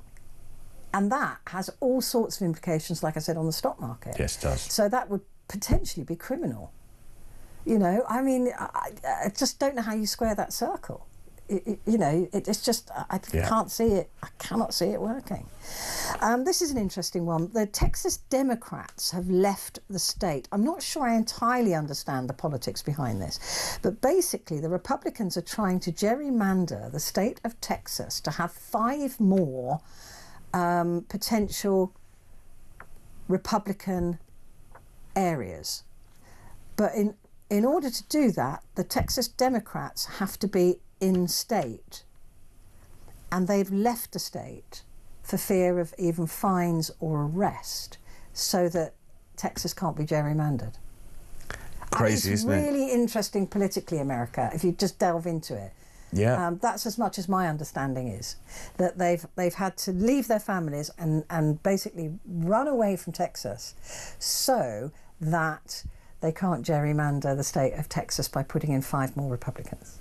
Just the things that are going on there, you would think are sort of more suited to kind of dictatorship. I mean, we have boundary changes here, and occasionally parties will try and engineer them in their favour, but nothing at this sort of level. Nothing at this sort of level. And Gavin Newsom, of course, who's California Senate state governor, he said, well, if you get away with this, we're going to do it in our favour. Yeah. And so there'll just be these millions of more seats created across America. They'll probably even out in the end anyway, but it's very bizarre. It's very, very, very strange. Right, let's move on to the FT, shall we? And the Financial Times. Tesla has awarded Musk £30 billion of stock to keep the his focus on the business. Tesla's board has approved the award of 96 million shares worth about $30 billion to Elon Musk as part of a new pay deal after the billionaire chief executive threatened to leave the electric vehicle maker if he was not given more control. This is quite interesting considering that Tesla stock has, I won't say crashed, but it's certainly gone the wrong direction because of Elon Musk and his political interference, and now they want to keep him there. I'm surprised. I thought they'd pay him to leave. You'd have thought so, and sales, of course, as you say, have gone down. But it looks as though, that, according to the statement issued by the company, that retaining Elon is more important than ever, the company said in a letter to shareholders. So they believe he's their biggest asset, despite all the downturn in sales. And there was a previous pay award where they'd been fighting over, I think it was a £56 billion pay award, which got jammed up, and he'd been apparently repeatedly threatening to leave unless something was sorted out.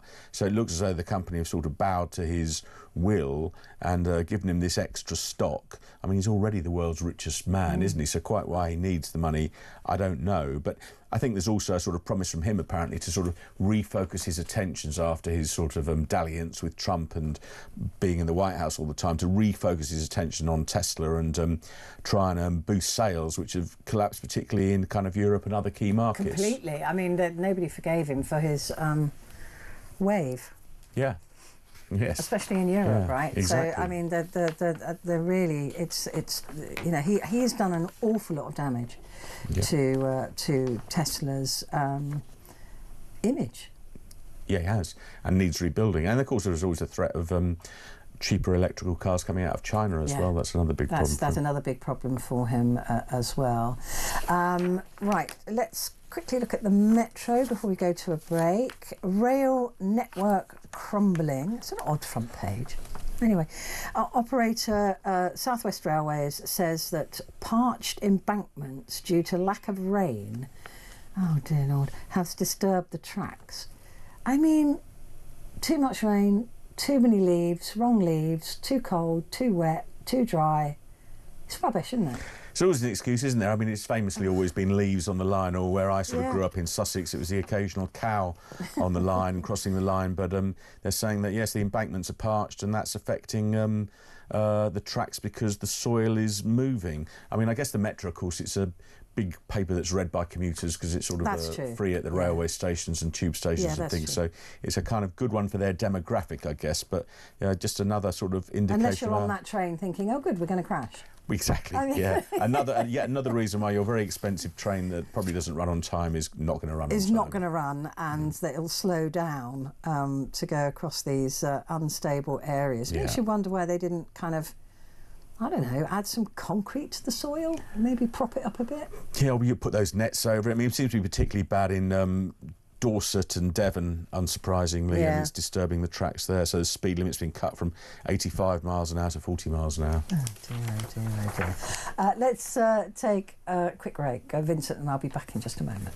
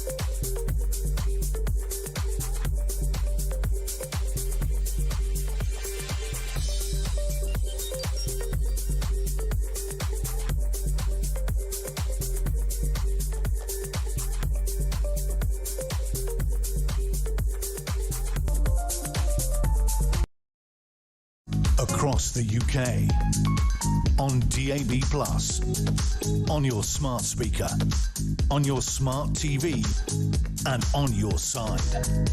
This is Talk.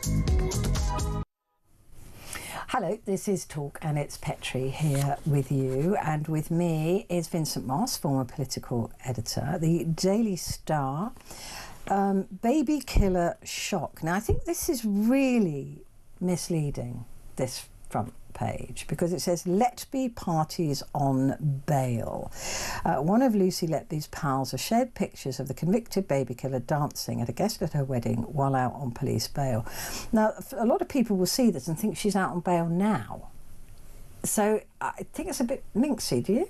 Yes, it is confusing. I mean, she's very obviously still in jail, despite an awful lot of stories saying that the conviction might not be sound and should be legally reviewed. But yes, it's a historic picture taken of her in smiling and laughing at apparently a wedding, saying that she parties on bail, but it doesn't make clear that it's a historic picture. So you might think, if you'd missed something, that that suddenly she'd been mysteriously freed, which is not the case. Yeah, I mean, it does look as though you could be forgiven for thinking, oh, is she out from this? The photos were shared by her childhood friend Dawn Howe in a documentary, Lucy Letby, Beyond Reasonable Doubt, ?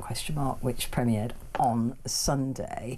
I mean, a lot of people will say, yes, but there she is, you know, she was subsequently found guilty, looking like she hasn't got a care in the world.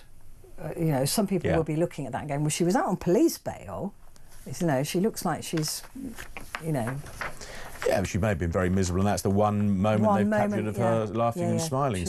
True. But it just shows there's still this ongoing fascination with Lucy Letby and her case, and whether, in fact, that conviction is sound. And jury found that whether she's going to face more. Exactly, which is the other possibility. The other possibility is she can face more. Yes. Another trial. And also the Daily Star, they're talking about James Whale tributes as well, with a photograph of him on the top, on the front. The Sun newspaper, TV's Jay Blades on 2 rape charges. Repair shop star Jay Blades has been charged with 2 counts of rape. There's not an awful lot we can say about this, but allegations against a 55-year-old lad of 3 from Shropshire. So, have you ever watched the programme that he does? I have, Repair Shop. It can be quite moving, because they tend to find an object where there's got some... I watch it if it's on accidentally. I don't go looking for it, but it is quite a sweet programme. It is. I mean, there's usually something that's got sentimental value that's a bit sort of tatty and tawdry and gets restored to something beautiful, and it's a clever, really sort of touching show, and a very popular show. But yet again, without going into the allegations, it's another problem for the BBC and one of its male stars, of which it's had several of late. Several issues, absolutely. It just anyway, we'll leave that alone for now. The papers can say far more than we can. So yes. That's the unfairness of broadcast media against print media. Meghan, happy birthday to me, though. Apparently, Royal's cringy message. She wished herself happy birthday. I haven't seen it, but it wouldn't surprise me. No, sounds true to form. Sounds true to form. The Daily Express, of course, James Whale was a columnist in the Express. Express columnist James Whale dies after cancer battle at 74, and his wife saying there he left with a smile on his face, and with a photograph of him with his wife, and then another photograph of him a good deal younger on Talk. And the other main story is British state is failing to protect women and girls. So officials saying that they do not know how many sex offences have been committed by asylum seekers. They must know. They must know. They just haven't collated the information. Yes, I mean, they'll know of the individual cases. They probably haven't, as you say, put them all together, because it's becoming a running theme, isn't it, that many of the migrants coming over are suspected, and some have been arrested over suspected sex offences. And this is very alarming to a lot of the communities where some of the hotels they're housed in are.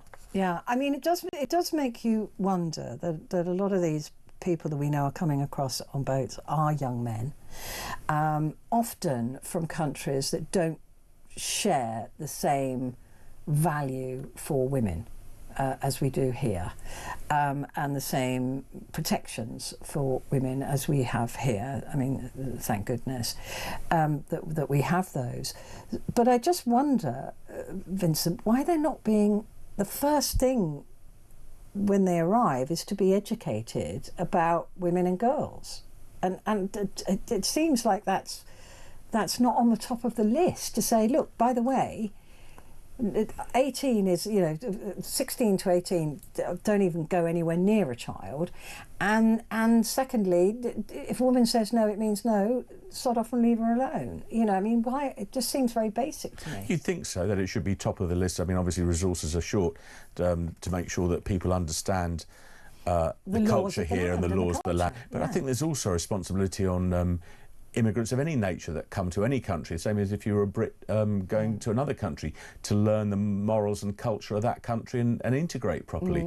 And there doesn't seem to be enough enthusiasm amongst potentially large parts of the people coming over to integrate properly, and they just want to live how they lived before, and that's not how life works any more than it would be how life works for a Brit going to any other country. So yeah, I mean, we wouldn't be able to behave in that way if we went to a Muslim country, for example. Exactly. We would be expected to toe the line and obey the rules. I'd have to cover myself. Yes. Etc. And holiday makers, even when they go to, they've got to cover their shoulders if they're going to certain places in the Middle East or Africa or elsewhere. And or even in Italy, if you're going into a church. Or and it's a problem, and it's probably going to sort of dominate the media and the front pages for some weeks to come as the summer continues and the small boats keep coming across the channel. Well, I think it should. If women and girls are at that sort of level of risk from these young men, then it's not good enough what's happening. Well, that's right, and it's moved from an anecdotal thing where people were saying we're a bit alarmed by this, we've seen them around and hanging around near schools, to tangible cases where people are facing police action, and that's not just a rumour or speculation, it's a problem. No, exactly that, and it can't be ignored for fear of people being accused of being racist. Yeah, exactly. Right, and that's usually what happens in these cases, is that people are shut down and so, well, if you think that's happening, then you're racist. Yeah. And it's like, no, we know this is happening. Exactly, and the police have confirmed there are cases. Before there was a little bit of rumour and speculation on social media, that some of which proved to be wrong, but certainly the latest allegations are involving people that have been picked up by the police. Now, still, obviously, cases trials will be pending, and they have to have due process and innocent until proven guilty. But there's a rising number of these cases and increasing pressure on the police and the government to examine the scale of it, reveal the scale of it, reveal who's involved and if they are migrants, and then take action to deal with it. Yeah. Do you think? I mean, there's a bit of controversy at the moment about, when there are cases, I mean, like the Southport case, although that wasn't a sexual case, obviously that was murder, but that there was no mention of a skin colour. They just said he was a Welsh choir boy or whatever it is they said. There was no mention of any of this of his background. And then there was another case where it was mentioned that this person was an asylum seeker. People are calling now for that to be mentioned in dispatches, if you like, that somebody has been arrested, they are from whichever country and they are asylum seekers. I can see an argument for why people would want to know that before a case has been confirmed. But would that be prejudicial? It's a very difficult one, isn't it? Because the British public is saying, look, just tell us so that we know how to protect our children or our women, or for women to protect themselves. But is that prejudicial? It's a difficult one for the police. It could be, but it's also, there's a huge public order risk of this, because if you identify, and you and I are both into court cases when we were covering these things as journalists, and usually the accused has to, their name and address is given in court unless there's a reason why it's not. And if the address is given, or people know that they are in a particular hotel or a particular area or a particular road, then that puts them at risk ahead of their trial before they've been convicted, if they are convicted. And I think that's what the police and the government are worried about. If, for example, you get 3 or 4 or 5 or more serious offences and the place of residence is either known or given in court as a particular migrant hospital, then we could you can imagine the sort of protest that could lead to. It may be unsafe for lots of innocent people, may be unsafe for lots of local residents. And I think this is the big problem that the police are wrestling with, is there is an impetus on them to give more information, but if they do that, they risk a real threat of public order breaking down. They are in a very difficult situation with this, and also it could prejudice a trial. Exactly. Yeah. So, I mean, and that is where you get people walking out free when they shouldn't, right? Yeah. When a trial has been prejudiced by people going, oh, well, he's an immigrant, he must have done it. Right? Yes. So it is very, very difficult, very difficult. The Guardian. Oh, that burger looks nice. Does look nice. Oh, that looks lovely. What went wrong with a gastropub? Do you like a gastropub? I do like a burger. I'm not too fussed about a gastropub, but isn't it funny? They've got a picture of a huge burger on the top of the Guardian there, and then there's a single column story: processed foods worst for obesity, weight loss. So it's telling everybody that there's got a very serious story saying you lose more weight, fairly obviously, if you cook minimally processed food from scratch than if you eat ultra processed food. And then the masthead's got a lovely looking picture of a huge gastropub burger. That looks nice, that does. Yeah, I don't know why gastropub. There's still loads of gastropubs around me. There's a really nice one actually that's got its own pizza oven. That's nice, isn't it? Oh, they're really good, but they are stonkingly good pizzas, I have to say. They're good. I used to occasionally I'd get a takeaway from this. I won't do that again because they're not as good as being actually in the pub. No, nothing's as good as the delivery option on pizzas and burgers is not. They all just arrive soggy. It's not. They're soggy. They don't work. But this pub round by me has got a brilliant pizza oven. It does the most. It's making me hungry. Ever. And they're massive. They're proper thin. And huge like that. Oh yeah, I'm making myself hungry now. Yeah. So yeah, there's quite a few around by me, but I do like that one particularly. It's on 7 Stars Roundabout if anybody wants to go. It's a very good pub. So police warn of mass arrests at Palestine Action protests. This is controversy over the ban on Palestine Action deepened yesterday as the police warned of mass detentions at demonstrations that could attract more than 1,000 people carrying placards expressing support for the group went ahead this weekend. Well, I think this ban is coming under increasing pressure, isn't it? I mean, the Guardian refers to the further challenge from 300 left-leaning Jewish figures, including Mike Lee, the director and the author Michael Rosen, who will tell the Prime Minister, they're writing a letter to him saying the decision is illegitimate and unethical, referring to this ban on Palestine Action. So there really is sort of increasing pressure on this decision to ban them. And that all follows that, you'll remember that sort of activists' damage on those jets at RAF Brize Norton, which I did think personally did cross the line. I mean, there is a point about legitimate protest, but I think when it comes to the point you're endangering national security and national safety by effectively putting military jets out of action, that's just too far. So there's no doubt they needed action. The question is, was this degree of action where you ban the organisation the right course of action? And it's coming under increasing pressure from a lot of people. But they were heading for proscription before the Brize Norton vandalism, and so it's now up to the government to justify why they were prescribed. I guess they've just got to say, well, it wasn't just that. There's this as well, and this as well, and this as well. And they were responsible for an awful lot of incidents before that, weren't they? Was it 40 or 50? I think they were ascribed to them. So and also it depends. Usually, it's about money and supporting terrorist groups. So if there's any indication that they've supported Hamas in any way financially, then that would be enough of a reason to prescribe an organisation. But it's up to them now to completely explain why. And then the Great British Summer, fabulous photograph there.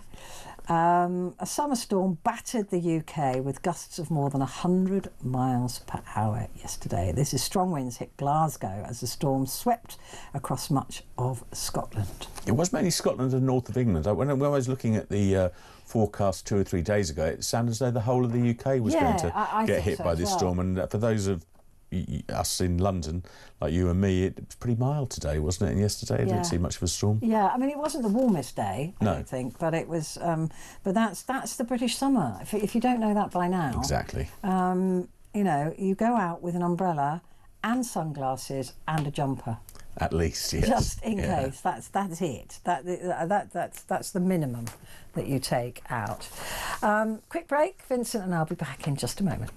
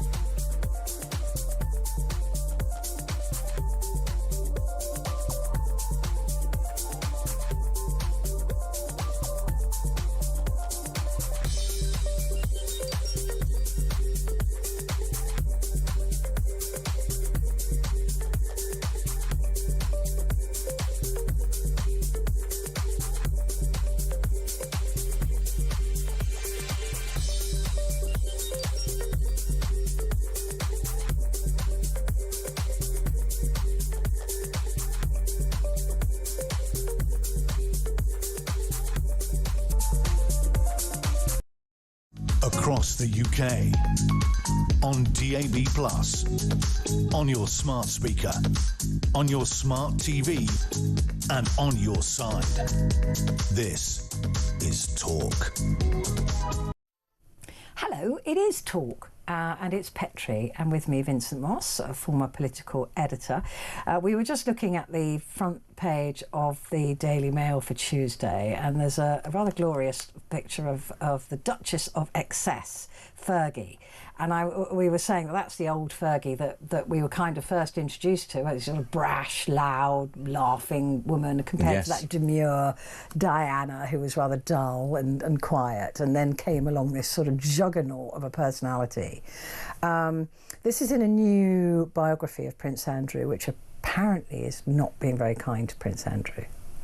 No, it's not, and the Mail is serialising it, and there have been all sorts of anecdotes of dust-ups with Prince William and Harry, and also alleging that he sort of misused his profile to sort of garner his business deals. Exactly, and get wealthier through his trade envoy role. So a fascinating book. I'm sure the royals would doubtless deny lots of it, as they tend to with these things, but people do love a good royal story, and after lots of Meghan, we're now sort of going back into the realms of Prince Andrew, which of course couldn't come at a worse time for him, because it's at the same time as all the Epstein allegations and the stories about Ghislaine Maxwell are sort of emerging across the pond in America. Yeah, that's really interesting though, isn't it, that she's been moved to a cushy prison. Isn't it? And not very popular move, is it? No, because it smacks of corruption. It smacks of a deal being done so that Trump isn't named, right? It does, that's what it sounds like. And Trump has said he's not meddled in it, but who knows? And she has gone from a pretty unpleasant prison to what sounds a pretty really cushy prison. Really cushy prison. And let's not forget that she was sent down for 20 odd years for sex trafficking children. I mean, it's not like it was a DUI, right? It wasn't that. This was a proper criminal trial where she was found criminally liable for criminally trafficking young girls to be used as sex slaves. I mean, that it doesn't pretty much get any worse than that. And for her to be suddenly moved to a cushy prison after meeting with the guy that used to be Donald Trump's lawyer, who now works at the DOJ. I mean, if it walks like a duck and it quacks like a duck, it's a duck, isn't it? Well, there's a lot of men out there, and she's the only shaking person, in their boots. Exactly, who don't want anything to emerge, and perhaps the prospect of a slightly cushier jail may mean that Ghislaine Maxwell doesn't remember anything she shouldn't remember about them. Interesting. I heard, though, as well, there was some, maybe it's from this book, that the Russians bought some information on Prince Andrew. I think it was the Russians that bought some information on Prince Andrew. And so there is some talk about Epstein selling information on some of his high-profile friends. And Russia has also fired into the Epstein argument. Does Donald Trump think that Israel is the only country with compromising video on Trump. Gets murkier and murkier, doesn't it? Can you imagine? I sort of think it would have emerged by now. Yes, no, if the it Russians would existed. definitely have. Yeah. If there is film, the Russians would have it, because we know the Russians, right? And Donald Trump spent a lot of time in Russia. So if there is compromat, they've definitely got it. Now that really would be something, wouldn't it, if that emerged? They've just fired that off. That just came out today. Wow. Yeah. Interesting times. Interesting times. And this as well. This isn't odd. I just looked at this and went, what? Iran has asked the Taliban for spy kill list.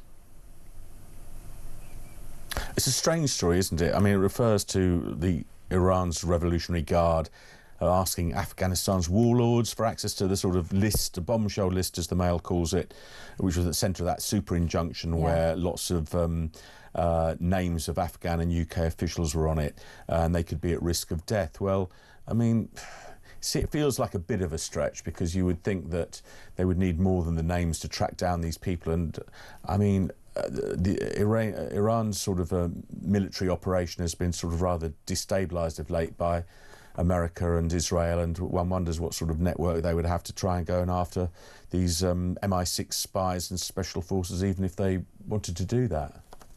Yeah, I can't help but think as well that if there are or were MI6 spies and UK special forces on this list, that things would have changed to a point where even if they are on the list, they're no longer in danger.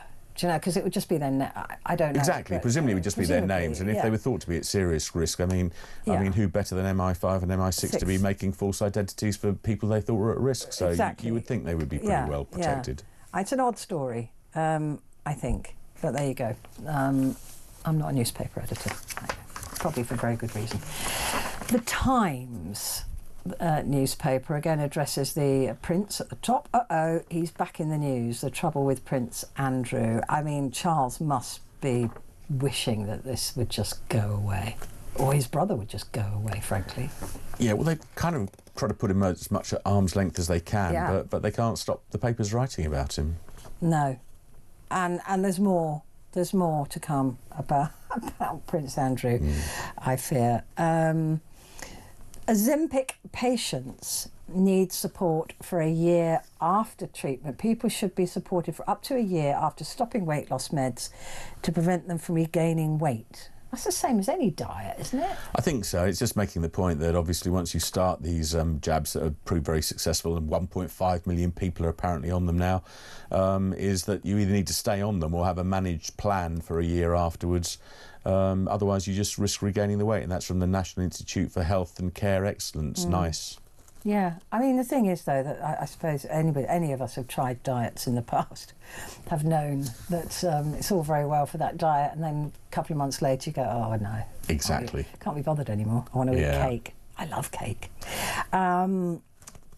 PM and police at odds over migrant suspects. This is what we were just talking about a moment ago, Vince. Yes, it's the same story, really, about the growing row over this alleged cover-up of the claims of child rape, and Number 10 Downing Street has said that all authorities should be, as it puts it, as transparent as possible at those charged with crimes such as rape and sexual assault, and government sources have suggested it would help to rebuild public trust. And all this really comes after Nigel Farage has accused police of a cover-up over the identity of these two men arrested for the alleged rape of a 12-year-old girl in Warwickshire last month. So that is certainly going to rumble on, because it just puts the police under more pressure now to start revealing more information. But as we discussed earlier, that is not as simple as that, and while a lot of people would like that transparency on identities, it poses public order threats and could ultimately put potentially trials at risk if there's any threat of a mistrial. Well, that's it. It's the trials at risk that worries me, because sometimes it's so flimsy. If they can't find a safe jury, then there won't be a trial. So if they're registered as being newly arrived immigrants, for example, what jury is going to listen in fairness to the facts? rights. That's the issue. And then that causes also, that means that guilty people get to walk free, and that is not the way that we want to go with this. And the other story on the front, where is this cricketer? Oh, he's got a dislocated shoulder. Yes, he came to try. This is a great picture. It's a great picture of Chris Wokes, and he was in the final test between India and England, and he'd suffered an injury where he'd fell over on his shoulder, dislocated his shoulder while fielding, but England needed him to come out and bat at the last minute to try and get the last 6 or 7 runs, and it didn't happen. We lost. It's being billed as one of the greatest test matches in recent years. Ended up with the series being drawn 2-2 between England and India, but Chris Wokes, very much the star, coming out with his arm in a sling, but he tries in vain, as the Times put it, to help England defeat India. Didn't work. We lost. Don't you need both hands on a cricket bat? You do. This was rather the point, Right. was that he couldn't bat, so, but he still tried to come out. But there was nobody else they could put. No, he was at the non-striker's end largely, and there was a chap at the other end trying to hit the ball out the ground, and he failed. But it's just seen as a rather heroic, very sort of British thing to do, to come out and try and play cricket with your bat, not got your bat broken, but with your arm in a sling. Yeah. I mean, ridiculous. I mean, ridiculous. But good on him for giving. I suppose for giving it a go. If you needed somebody just to stand there, exactly, that's probably what it was. In great pain, to be fair to him as well. I think it's no fun running around with a dislocated shoulder. Oh, couldn't they have just popped it back in? I don't know. I think they did try and pop it back in. They do that in the movies, don't they? Yes, but it must be a bit more serious than that. Yes, so, and they do it with rugby players, and he's not known for complaining. So. But his arm was still in the sling after it was dislocated, so even if they did pop it back in, it obviously didn't quite work. Obviously a bit hurty. It is very hurty. If he was a football player, he would have been on the ground crying. He would. He would have been on the ground crying. Yes. Yeah. Let's take a break. Vincent and I'll be back in a moment.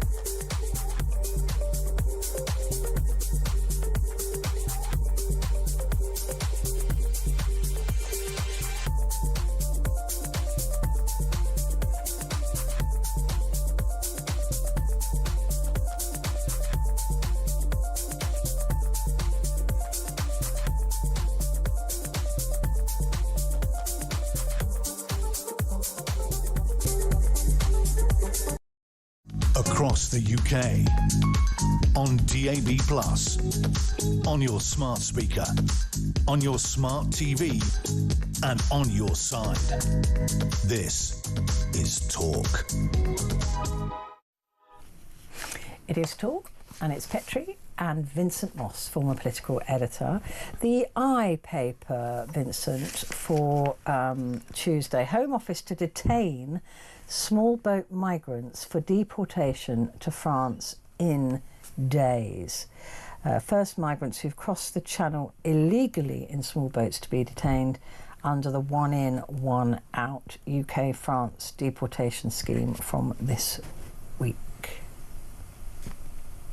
Well, it's the attempt by the government, isn't it, to sort of show it's trying to address the record numbers, I think 25,000 already this year, that have come across the channel by this new plan agreed by the French. But it's a very small number that will be involved, where for every sort of up to a limited amount. Will be the same, because if 20 come in and we send 20 away, we've got to take 20 back. Exactly.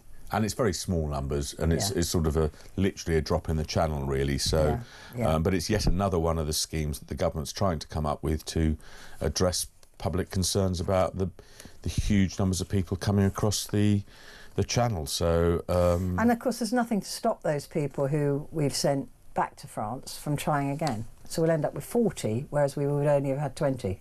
Exactly. And I mean, as the ISO's experts are warning, the policy could fail if low numbers are sent back and the risk of return is too small. Yeah. It's ridiculous, isn't it? It really, the whole policy is just absolutely mad. And we've found out, of course, on Monday that another £100 million was being chucked into the bottom of the sea as well. Yeah, well, it appears under any government, whatever amount of money is put into this problem, nothing is seemed to be solving it, because the boats continue to come across the channel, and we are literally hitting, bar the recent storm, probably the calmest period of the entire year, when there will be hundreds of people trying to cross every single day. Absolutely. You're a gardener, aren't you? I am, yes. Have you noticed more ladybugs? Ladybirds, and I'd say this year definitely bees and butterflies as well. Yes, so I've noticed butterflies. A lot more butterflies, and but the ladybirds are everywhere. They are. There's so many of them. Which is great, isn't it? Because we had a problem a few years ago with not enough insects. So there's lots of insects about, means more pollination, more flowers, all good news, I think. I sent a video to my producer, Gabriella, when I was sitting on my sofa on Sunday. And I was literally just sat, and I've got little sort of round cushion things near the arm of the sofa, and that sort of obviously budged a bit. And I'm not exaggerating when I say the biggest spider crawled out from that position.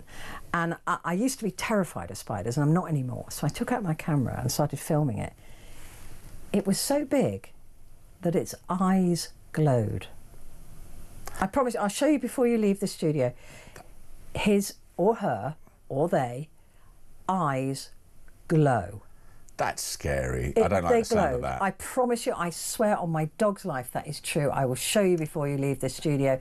And it crawled around the side of the sofa, and before it went round where I couldn't reach it, I stopped filming and grabbed it. And it was so big that his legs were sticking out of my hand. And I put him outside, or her, or they, outside.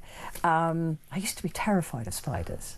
I don't much like them. I'm not scared of them, but I'm not a fan of them. Glowing eyes. Yeah, that would put me off. I promise you that is true. I swear down that is true. And if you don't believe me, I will send it to my Vision Mixer and we can put it out on air. Oh, she's going no, because she hates it. She's terrified of it. Awful. Yeah. That was the worst thing. I was like, because Gabriella sent one back and went, it's huge. And I went, I don't mind that so much. It's the glowing eyes that I don't like. What's that about? And does it bite as well? Because some of these spiders do bite. I don't know why it didn't bite me. Yeah, good. We had a good conversation on the way out of the living room. But yeah, there's definitely more insects around. And I like this story at the top of the eye as well. I'm child free, so why would I want to go on holiday with yours? Very fair point. Very fair point. I'm not child-free, but my child is now grown up. I would not want other people. I don't like other people. And the same goes for restaurants and pubs when people sit there chatting with their friends and they've got the kids running around. Kicking you. Oh, it makes me so cross. Honestly. And I keep But we love them really, but just in very... I keep saying to people, nobody likes your children as much as you do. Nobody. This is true. Nobody. So don't go, oh, isn't that cute? They don't like them. They don't, Sam. Nobody likes your... Mind you don't particularly like them at the moment because you haven't slept for 3 nights. But yeah, other people's children. No one likes them, honestly. The Mirror for Tuesday. Love Island All Stars. I don't know. I don't watch it, so we won't bother with that. Fanning the Flames. Farage sparks fury. Reform leader is labelled a fake patriot seeking to exploit divisions. He's accused of stoking tensions over migrants with cover-up claims. I mean, I think there's no doubt about it, in my view, that he is playing to his audience, and he will choose to pick what he believes they will support. Is that a diplomatic way of saying it? Yes, I mean, the Mirror's take is very different from some of the other papers. The other papers are sort of pro the Nigel Farage and other people's sort of argument about transparency, but the Mirror's highlighting the... it is a bit whistleblowy. Yeah, and it accuses him of stoking up tensions and highlights that risk of potential divisions in communities and the threat of public order breaking down. And it says the Reform leader is labelled a fake patriot seeking to exploit divisions, and he would deny that. He would say he's just trying to get to the truth and absolutely get it clear who these people are. As I understand it, it's up to the Chief Constable's discretion whether or not they disclose this. I could be wrong on that, but it'll be very interesting to see over as this case develops whether those more details are forthcoming, because they certainly have done that recently, haven't they? Where they've released information about about ethnicity and things. But I suppose, like we've said before, it depends whether that would impact on a fair and safe trial or not. I tell you what I did notice about Farage today, though, is he's breathing very oddly. Have you noticed that? I haven't noticed that. Yeah, I mean, I just noticed in his speech that he's taking big gulps of... I hope he's okay. Well, there had been stories about his health, and he says they've been put around by other people and they're not true, and he's fit as a fiddle. I mean, he's famously has been a heavy smoker and maybe that's enjoys what a good lunch, as he calls it, a PFL. But I just noticed his breathing was very laboured today, and I wasn't aware of any stories about his health. No. So I just thought, and it was, again, I mentioned it to because I know Gabriella and I watch the same news programmes while we're prepping the show. So I was like, have you noticed about his breathing? He always says he's a lot fitter than the people he went to school with, which I don't know what it says about his classmates. Maybe they're all dead. Yeah, well, there's no way of knowing, is there? No. Right, that's the papers. Have you got anything you found? Yes, I mean, one I thought was interesting, sort of talking about the various animals that are around at the moment, is talking about ladybirds. This giant rat somebody has found in the north of England, in Normanby area of Redcar and Cleveland, a 22-inch rat, believed to be the largest found in the UK, found nesting in a property, and some of the local residents are blaming it on the fact that the local council doesn't send out pest controllers anymore. And this is bigger even than the 21-inch rat that was found in Bournemouth by a rat catcher in 2018. Now, I mean, rats are never great at the best of times, but 22 inches... Yeah, but how much of that is tail? OK, well, even if the tail's 6 or 7 inches, it's still a very big rat, isn't it? It's a cat-sized rat, isn't it? So, I mean, I think that's a problem. It wouldn't put me off being anywhere near that. And what do you think Birmingham's like at the moment, though? Well, this is the thing, and a lot of this is... I mean, this particular case seems to be more about a lack of rat catchers, but obviously since a lot of councils have gone down from sort of a once-weekly bin collection to twice-weekly bin collections, we've seen all the problems in Birmingham with the lack of bin collections there because of the strike action. The rats must be growing and must be getting bigger, and it's estimated around 250 million rats in the UK. Well, as they say in London, you're never more than a couple of feet away from a rat. 8 feet, 6 feet. 4 or 5 feet. Yeah.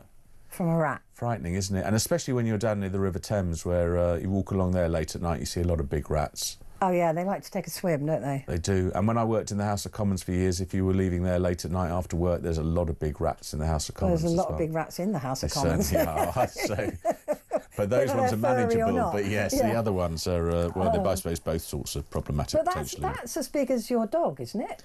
I think so, and I wouldn't fancy my dog's chances, my little Dachshund's chances against a giant rat. So, yeah, 22 inches is big. Did you ever read Stephen King's The Rat?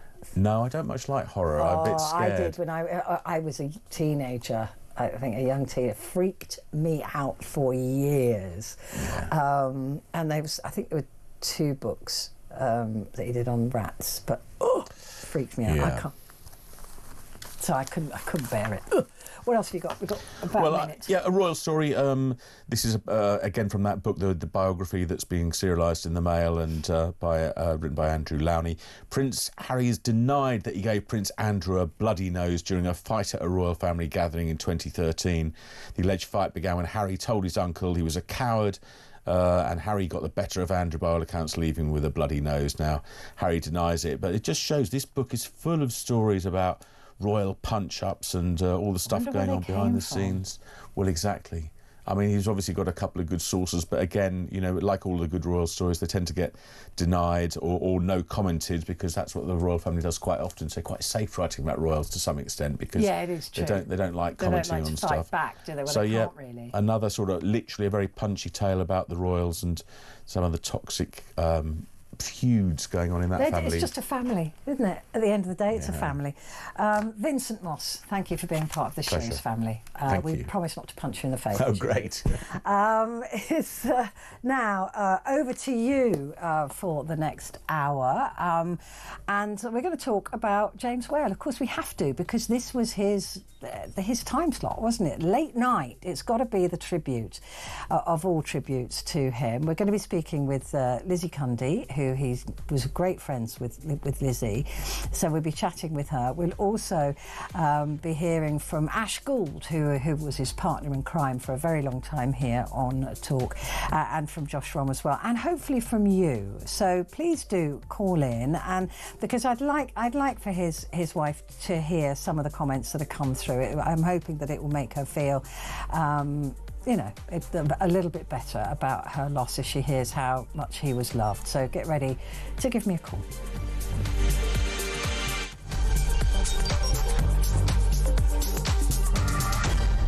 It's Trevor Jenkins on holiday in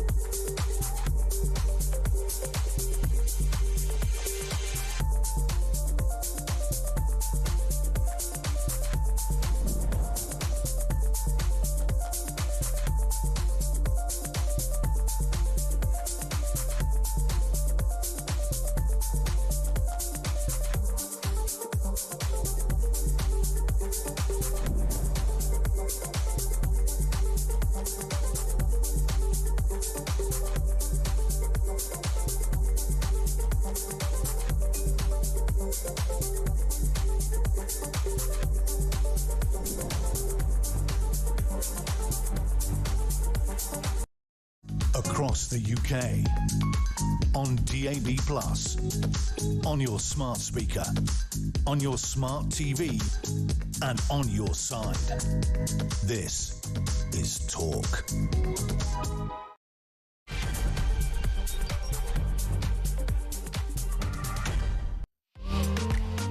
And Good morning to you. It is Petrie here with you for the next hour, and this hour is completely dedicated to James Whale. I think he would have wanted it. It's the late night show. It's the show that he really pioneered his own style on, and certainly I know that when he was told that his cancer was terminal, he spoke to our boss Denny and said, because he was doing 7 till 10, and said, please can you return me to my late night programme slot. So he was returned to doing the late night, which obviously I'm doing now. But James worked for as long as he possibly could. He certainly kept going on a Friday night, much to the thrill of his audience, and it was his sort of spiritual home, late night, and he loved it, and he loved having a go at people. He loved being controversial, and he was really right up until the end, when the cruelty of cancer stole his voice from him, and as a broadcaster that must be the worst thing that you could do to us, right, is to steal our voices. James Whale died at the age of 74. And this was following quite a long and complicated battle with cancer. And he always said that he always was very lucky that every time he got a bad prognosis, something else, a trial would come up, or some other drug would come up, or something else would happen just at the right time to prolong his life, which it did for a reasonable amount of time. And then suddenly he was out of options, and his wife Nadine put out a statement on the afternoon of Monday, saying, "It's with deep sadness that I announce the passing of my darling husband James Whale, who died peacefully this morning with a smile on his face, holding my hand." And they were inseparable, Nadine and James. Here at Talk, many people have been, putting out their own obits for James, their own sadness about him going. He certainly will leave a hole in the building, that is for sure. He was a broadcasting legend for over 50 years, and that is no mean feat, I can tell you, in this industry, to be working and to be continually considered a legend for that amount of years. Piers Morgan called him one of Britain's all-time great radio talk show hosts and a fantastic bloke. So he was first diagnosed with kidney cancer in 2000, then he went into reprieve, and then it came back in 2020, and he revealed then that it had returned. He was just James, unapologetically James. Here with me to discuss some more of his history and his professional life is Josh Rom, who's our entertainment reporter. Josh, you knew James, and you are absolutely heartbroken. No, I'm absolutely devastated by this news. I wasn't planning on coming on air tonight. This wasn't scheduled. I don't come with one of my usual interviews or celebrity chats. This to me is personal. Before this show and before talkTV came about and before the big relaunch for Piers, some of you who might be listening might know me as the first entertainment reporter at the station. I first appeared on Talk Radio back in, I believe it was 2016, the day after my birthday, actually. And I worked at Talk Radio before the swanky studios here at London Bridge. I first worked at this tiny studio that we had over on a road called Hatfields, right by Waterloo. And, during the station's growth, during those kind of early years, James Whale was a massive part of that, behind the scenes as well. He was one of the personalities when the station was kind of first finding its feet, when we were going through the Brexit era and then the pandemic. James has been a real constant for a lot of us here at Talk Radio and later on talkTV. And I've worked with him loads. I've been there with him through the transition. I remember back at Hatfield, I was invited to go on air to speak about when Demi Lovato had that kind of tragic overdose. She later lived. And I mentioned his stint in Big Brother as a massive Big Brother fan that I am. And then we basically spent the whole of the item talking about his time on Celebrity Big Brother. And he was kind of indulging me as a fan at that time, because I was asking him loads of questions. What did you really think about Stephen Bear? When you poured the milk all over him, or was it flour? You know, there was this big moment. They kind of had clashes in the house. When he was in the house as a massive Big Brother fan, I actually loved James going in. He kind of built a whole new generation of fans when he did enter that house. And I was kind of, I wouldn't say one of them, because like so many others beforehand, wanting to work in media, wanting to work in broadcasting, you know, I grew up knowing about James Whale. He really was the pioneer of the shock jock format. And then kind of that time, that was my first time I was on air with him. He was kind of almost indulging me a little bit. Maybe at the time he thought I was a little bit frivolous. That's the thing with James as well. We've heard all day today how he was so good with giving advice behind the scenes, and he really was like that. I don't want to share private interactions, but I will share a little bit of an interaction which was quite kind of recently in 2023.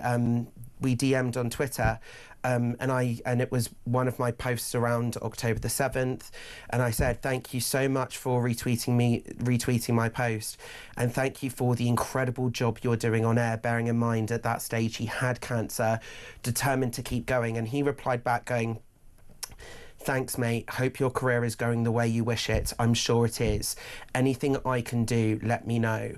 You know, he wasn't just a big presenter and a constant on air to all of us here at Talk Radio and the entire Talk Radio family. He really was like a mentor to so many of us behind the scenes, whether it was producer Ryan, whether it was me on air. He helped so many of us get a foot in the door in this industry, because that's the sort of guy he was. He was this shock jock, getting angry persona on air, but behind on air, he is one of the most generous broadcasters I have ever known. And he was, I mean, a lot of people would describe him as Marmite, his on-air persona as Marmite. I think he relished in that, if you excuse the obvious pun. Oh, yes, he did. Yes, he did. I mean, that's the beauty of it, because, I mean, Talk Radio wouldn't be around today if it wasn't for James Whale.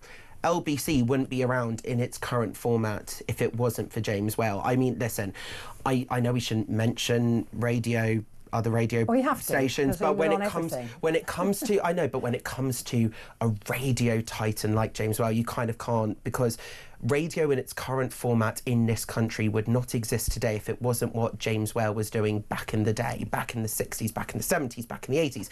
That was what he was doing. He was pioneering that format. Well, let's bring in his co-presenter, Ash Gould. Ash, thank you. Hi, guys. Hi. I just censor myself. Yeah, thanks for joining us. That's all right. Ash, you had to sit next to this man for quite a long... Oh, yeah, I know. Tell me about it. For a long time. With this, how do you deal with a personality like James Whale? Well, I think I'm a pretty laid-back person, do you know what I mean? And I think that's probably why we had a good chemistry and lasted for 30 years, you know. He was quite angry and uptight, although it was all an act, and I was quite laid back. But really, you know, behind the scenes, he was a very soft, cuddly guy. You know what I mean? It was a front almost. He probably developed it at school, but he was actually a lovely, warm guy. But he was. I mean, he was still shocking, wasn't he? Even you know, in the very recent past, he could still give somebody a good shout. He did like to shock. I mean, you could tell that with his clothes, couldn't you? But, I thought he was very well dressed, actually. Well, no, he was, but it was flamboyant, wasn't it? Yeah, very. You know, he did used to say, you know, the peacock, the male, the birds are the most flamboyant, and you know, he proved that. But yeah, he was brilliant. He had a great voice, and of course, he could just talk off the cuff non-stop for hours and hours. And you know, that was his. He never had any scripts. He was just a natural talker. He'd done acting originally, but and he'd been in a couple of things as bit parts. He was in Bless This House with Sid James. Yeah, yeah, but just bit part. I think he was in a Doctor Who and Z Cars, and then I think he started the first DJing, in-store DJing at Top Shop. Yeah, he did in the 70s, I think. Yeah. And then from there, he sort of got jobs up north in Leeds, and he developed it from there. He had music then. Then he had his massive TV show, which is when we all heard of him. And then, of course, Talk Radio UK started in '95. So and that was sort of another era, wasn't it, when it was all just speech. And, I think it really came into his own then. It's a real testament to him, though, isn't it, as a broadcaster? Because a lot of people, I think his act, as we know it was, it could have fallen out of popularity in the modern day, if you know what I'm trying to say. But he still managed to maintain it, and I think that is a testament to him, because there would be people going, look, after the 80s we're done with that, but somehow James Whale kept slipping through. I know, it's unbelievable. I mean, all his mates ended up in prison. No, not really, but no, did. And you can't watch them on telly anymore. But no, he knew the line, and he wasn't a naughty bloke like that, and he knew the line to how near to go. Occasionally you go a bit over it, but you can go a bit over it. It's like the speed limit. Yeah. You can go a little bit over. It's not like the speed limit. You can't go over either, actually. You're not meant to. But, no, you're not meant to. You bend the rules, don't you? But James survived that, and that to me, I always found quite surprising, because anybody else would have been cancelled.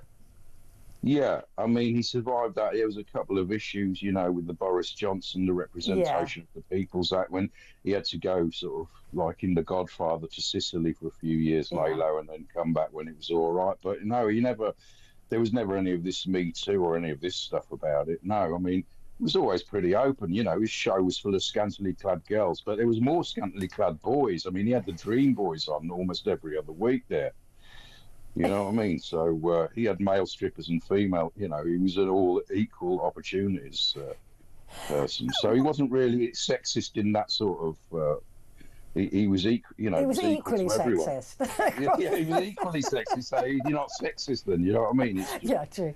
Treat everyone the same. Ash, with sitting next to him for so long, did you really feel you got to know the real James? Yeah, I think so. I mean, as much as you can know. I mean, we don't really know ourselves, really, I think, sometimes. But, and he was an actor, wasn't he? But I think I did get to know him pretty well. I knew when he was going to do some things. You get to know people that well, don't you? Yeah.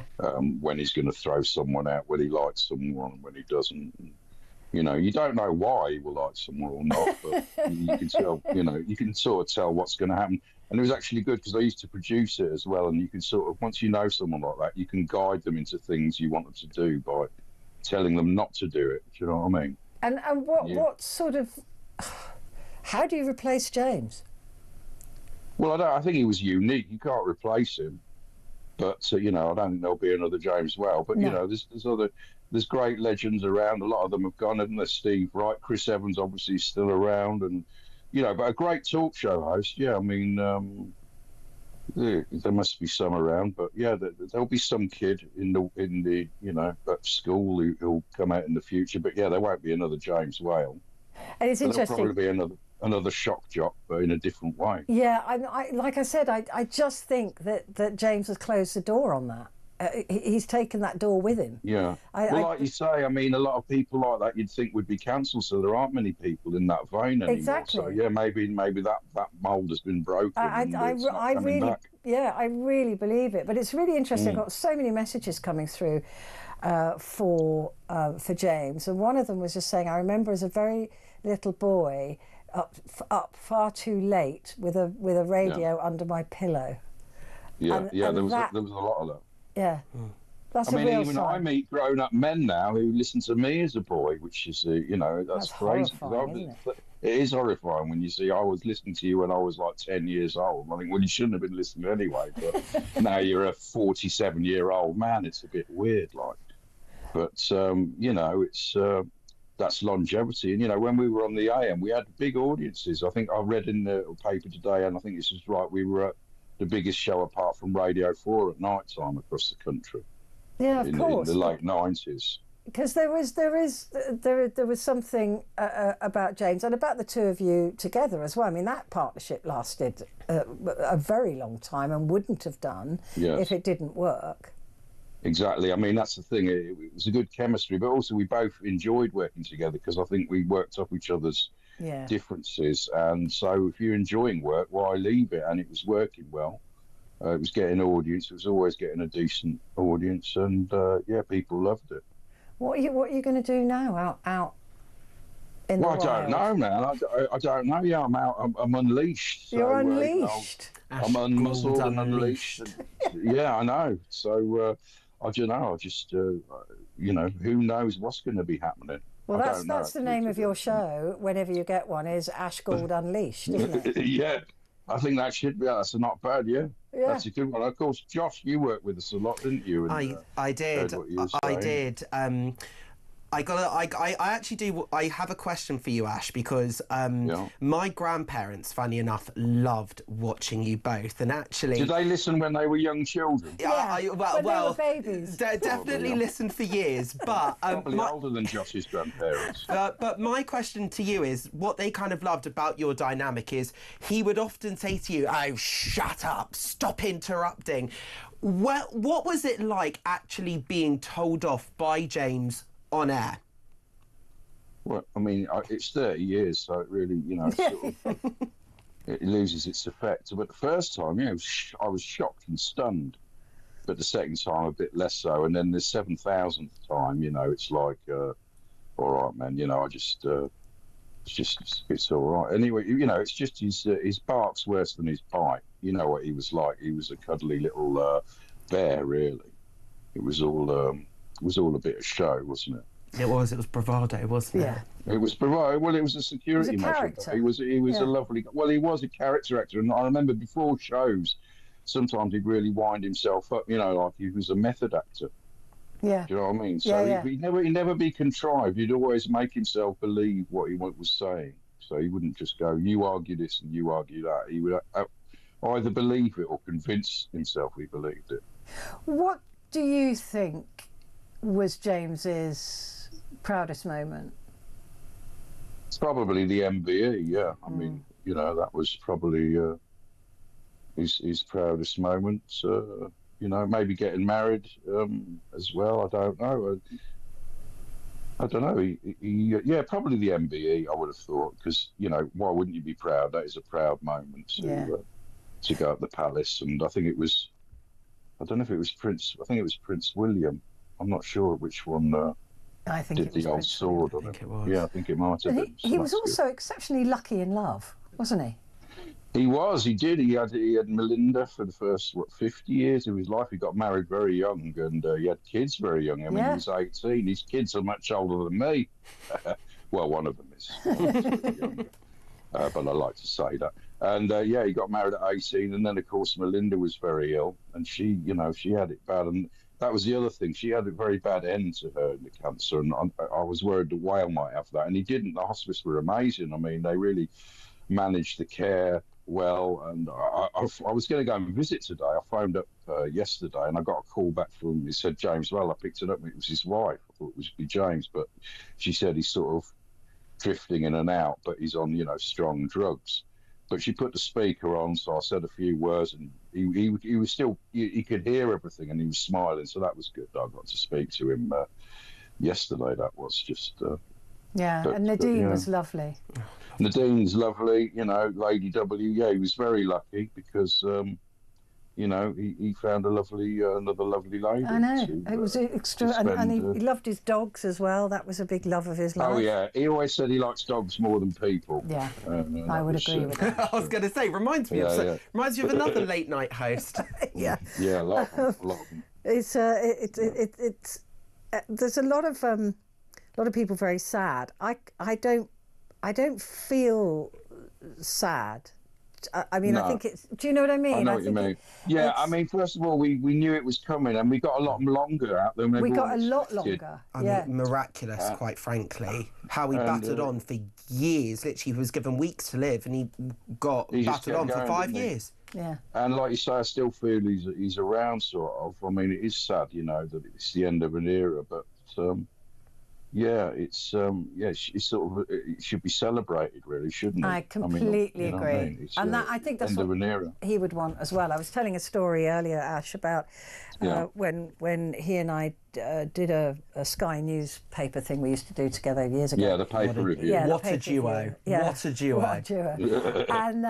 And he was in a really bad mood, and which he could get into, as you know. But yes. Was it the morning paper review? Yeah. Yeah, that would be it. Yeah. And he went, come with me. This is after the review. And he opened the boot of his car, and in the boot of the car was a massive crossbow. Oh, yeah, he had all his bows and arrows in the back of his car. And the bolts in the back. And I thought, what's he going to do to me? Am I going to be pushed in the boot of the... Did you get the apple out and put it on your head? But that's But what he loved shooting. Right, he loved shooting. He was a Surrey under-16 toxicophilie, or whatever they call it, champion. And he used to go into the woods wearing medieval thigh-high frilly boots with high heels and run around shooting rubber animals. And, you know, he joined some of his celebrity friends. I think Shane Ritchie went once, the Open Yeah, he loved it. He did it all at the weekend. He loved it. Yeah, he loved it all, yeah. See, I thought I'd imagined that memory, but I'm really glad you've come. I know, it's like a sort of visual portrait. It's just stuck in your mind, isn't it? A man like him running around in his... and he did have all the chainmail and everything. Of course he did. Because, like you said, he was flamboyant. Ash, it's been an absolute pleasure. Thank you for staying up and well, thank you. Talking to me, and hopefully I'll see you in person. We don't really see each other, but it'd be lovely to see you. Ships in the night. We do occasionally, but it'd be nice to see you both. Yeah, it'd be lovely. Let's raise a glass to the Whaley at some point. Ash Gould, thank you. James Wales, co-presenter for decades. Yeah, I mean, that was a pairing, wasn't it? I mean, that just worked. It really was. It's one of those double acts which did just work. It's kind of the chalk and cheese sort of dynamic. Again, perfect for late nights, James wanting to feel in charge, but the sort of kind of person he wasn't afraid to say absolutely anything on air, even instructions to the crew. He would be not like a presenter, he would like a usual presenter. He would always be afraid to kind of look through the looking glass what we have behind us and order instructions. I remember I once came in, it was kind of 2022, and I crept in just to say hi to Chuck, the producer, and he literally just in the middle of nowhere said, "Somebody who's behind there, get out, get out." And then he actually afterwards he came out and was like, you're right, Josh, how are you? And it was very clear that it was just for the cameras, just for the show, just for the show. Going to take a quick break, but I'll be back in just a moment, hopefully with Lizzie Cundy.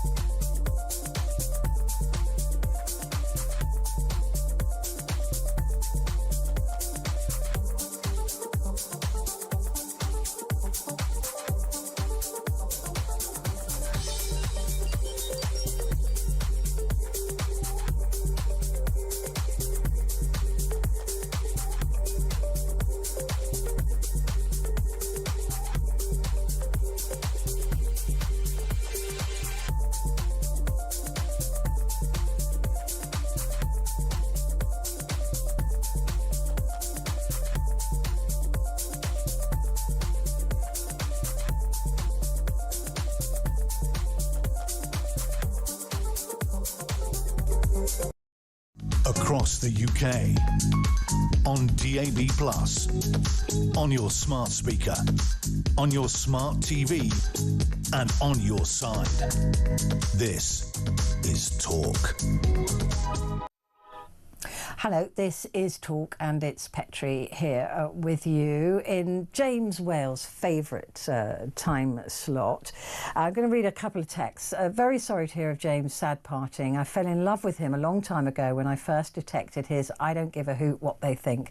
I will stick to what I know is right attitude. He was probably the first anti-woke merchant and he did it very well. R.I.P. James. And that's from Alan in Pimlico. Martin says, R.I.P. James Whale, sad news, love to his friends and to his family. And this one here from Kaz, I just don't know where to start about James. It's his radio show on the TV where it all started for me. Cookie, his sidekick, and Mr. Methane, when I discovered TalkSport, formerly Talk Radio UK, and my whole nighttime changed. He was provocative, deadpan and carnage all in one show. An icon who will be sadly missed, and my radio has sadly got a little quieter without him. Sending love to Nadine and his sidekick Ash. Well, another, dare I say, sidekick, but certainly very good friend of James Whale was the fabulous and gorgeous Lizzie Cundy. Lizzie, thank you for joining me. Just saying to Ash there is a sadness to this, but I don't feel sad because he was just, I think, larger than life. I just never expected him ever to actually go. No, indeed. And I remember when I was told that the cancer had come back, Denny from Talk rang me, and I was totally devastated. And James was sort of saying, look, hopefully I'll have 3 months. And yet that went on to 5 years. But it's still a phone call I was dreading today. And when his lovely wife called me, I just burst into tears because I just couldn't believe it. This day had actually come. And we just are going to miss him so much because he's such a big part of our lives. And he was such a big part of your life, wasn't he? You referred to him as being a father figure.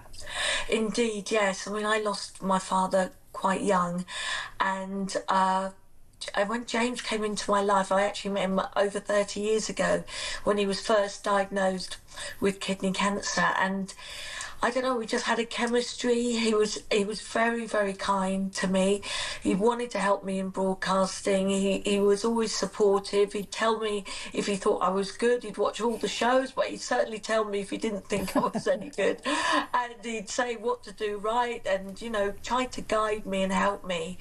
And and he'd always call me if he was down, and I would call him as well. And he really helped me through many bad times, like through my divorce.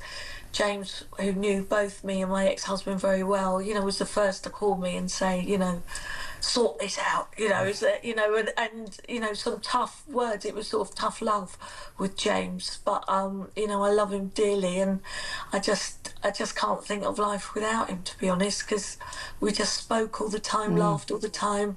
And I was with him on Friday. I went to see him at the hospice, and as soon as I walked in, he went, "What the hell are you wearing?" And it's just his funny sense of humour. Even when he was so poorly, never left him. And that is the sort of enduring image I have of you and James together is laughing. Yeah. We did a lot of laughter, and usually at my expense, but we did laugh so much, and he had that wicked sense of humour.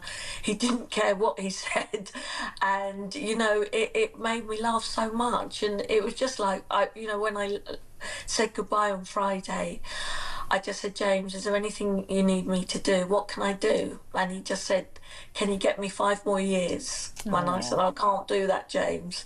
And then he said, well, then put some blooming clothes on for once. And it never went away, that laughter. And we had lots of laughter. And I was so honoured to do the shows with him and Ash Yeah. on Saturday night. I used to get so excited driving to London Bridge. Really, every show was different. Didn't know what mood James was going to be in. If he was going to cut people off, throw them out the studio, have a go at Ash or me, and it just was so hilarious. And I just cherish those times. It was such great fun. But you've always, James could be, like you said, if you never really knew what kind of mood he was going to be in, and sometimes he could be really, really grumpy. But you always gave back. I think that's one of the reasons he loved you so much, right? Because you were a woman who stood up to him and gave back everything that he gave you. Yeah, without a doubt. I mean, I'd say, why are you so grumpy today? Why did you get out the, wrong side of the bed? And I'd be at talk, he'd come behind me, nick my ice cream. We both had a love of Magnums. He'd just take it out of my hand and start eating it. And I'd tell him off too. And I think he respected that. And he knew, I'd been through a few tough times, and I think he respected just the fact that I got on. I was a grafter. He liked hard work, and yet he said, do something you love. It never feels like work. And that's true. We were in a very blessed job, and he loved work. And, he worked till the end. I'd say, James, you're really not well today. And he was so grumpy. And he'd say, no, this is keeping me focused, keeping me going. And he loved it. And, he worked literally to the very end. And every Saturday he'd send me his podcast. And when he said, this is the last one, it just broke my heart, because I could tell he'd lost that great voice of his. Yeah, I was saying that earlier, Lizzie. No crueler thing can happen to a broadcaster, right, than to have their voice taken away. It is literally the only reason I wouldn't come into work, is if I lost my voice. If my leg was hanging off, if my arms were hanging, I'd still come into work. But to steal that disease, to steal his voice, I think is a real cruelty. It was really sad, and on the Friday, the last day I saw him, I was actually supposed to see him today at the hospice, and he couldn't speak, and he had just a slight whisper, and he just said, I want my voice back. That really did. I could tell it really hurt him that he just didn't have that voice, and he was finding that difficult. But, despite all that, he still had his sense of humour, you just tell from his looks, when he looked at what I was wearing, he didn't look at me and looked away, and he just had something so very special about him, and so endearing, though he could be very hard, outspoken, straight talking. That's why we loved him, but he's also a big softie underneath. And his wife, the lovely Nadine, absolutely. I mean, what a rock for him as well. I mean, they were a great couple. They really were, and I can't speak highly enough of her. She's been his rock. She's been there, supportive. With every hospital appointment, she's next to him and been through him step by step. And that's why that podcast was so wonderful, because it was about living with cancer, and it's very hard, for the person that's caring for that person with cancer. And he so loved her. He so appreciated her, and I was so honoured to be at their wedding, and he said, you're like the best woman, and I did a speech, but to see him find happiness again and love and joy, and she really is and always will be the love of his life. His last actual words to me were, please look after Lady W, he called her, as I left the room. And I said, I'll be back. Don't worry, of course I will, but I'll be back in a few days. And sadly, that was the last time I saw him, but I'm so glad I had that time. But it showed the love he had. He just cared and loved Nadine so much, and just his only worry was her, despite all he was going through. Yeah, they were a great couple, and she really, the last few times that I saw her, was here helping him when he was in a wheelchair, or when he was feeling under the weather. I think that was probably the last time I saw you as well, with Nadine as well. Yes, lovely. And I remember we saw you we were in the cafe at That's it. Talk. Yeah, and He said, get your hair like hers. It would look much better. Get your hair. And I always know. I said, okay. Bless him. But just thinking about that mobility scooter, Nadine made me laugh. He was lethal on it. He would scare people on it. He'd race towards people, and then they'd think he was going to run into them and swerve it round. He was like some boy racer. Yeah, it doesn't surprise me at all. He had a wicked sense of humour. He was a naughty boy. He was a naughty boy, and he will be cross with me for crying so much today. He was like, "Don't be wet. You keep, But it's very tough because he's just such a big part of my life, and I certainly wouldn't be doing what I was doing if it weren't for James. And I'm hearing a lot of stories like that today of how he helped people, inspired people, and he'd always, say, "Right, no, do this, get on the shows," and really, really guide and help, which he didn't have to do. No. And it's very kind. Very, very kind. Well, I'm so sorry for your loss, because I know how much you loved him. And please send my love to Nadine as well, will you? I will. I will. Thank you. All right, darling. I'll give you a big hug when I next see you. Indeed. Thank you all. Lots of love. Lots of love. Lizzie Cundy there, obviously a great friend of James Well. Quick break, back in a sec.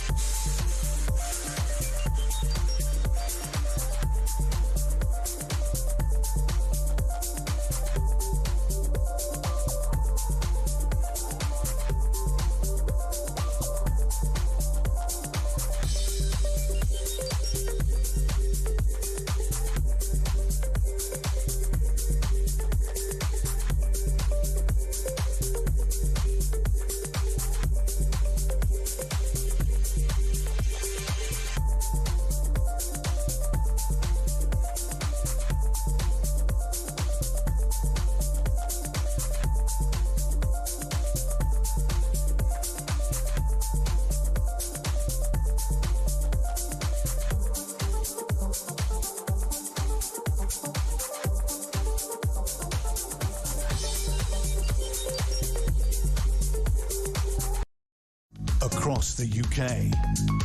On DAB+, on your smart speaker, on your smart TV, and on your side. This is Talk. Hello there, this is Talk, and it is James Whale's show, really, because he was the late night legend.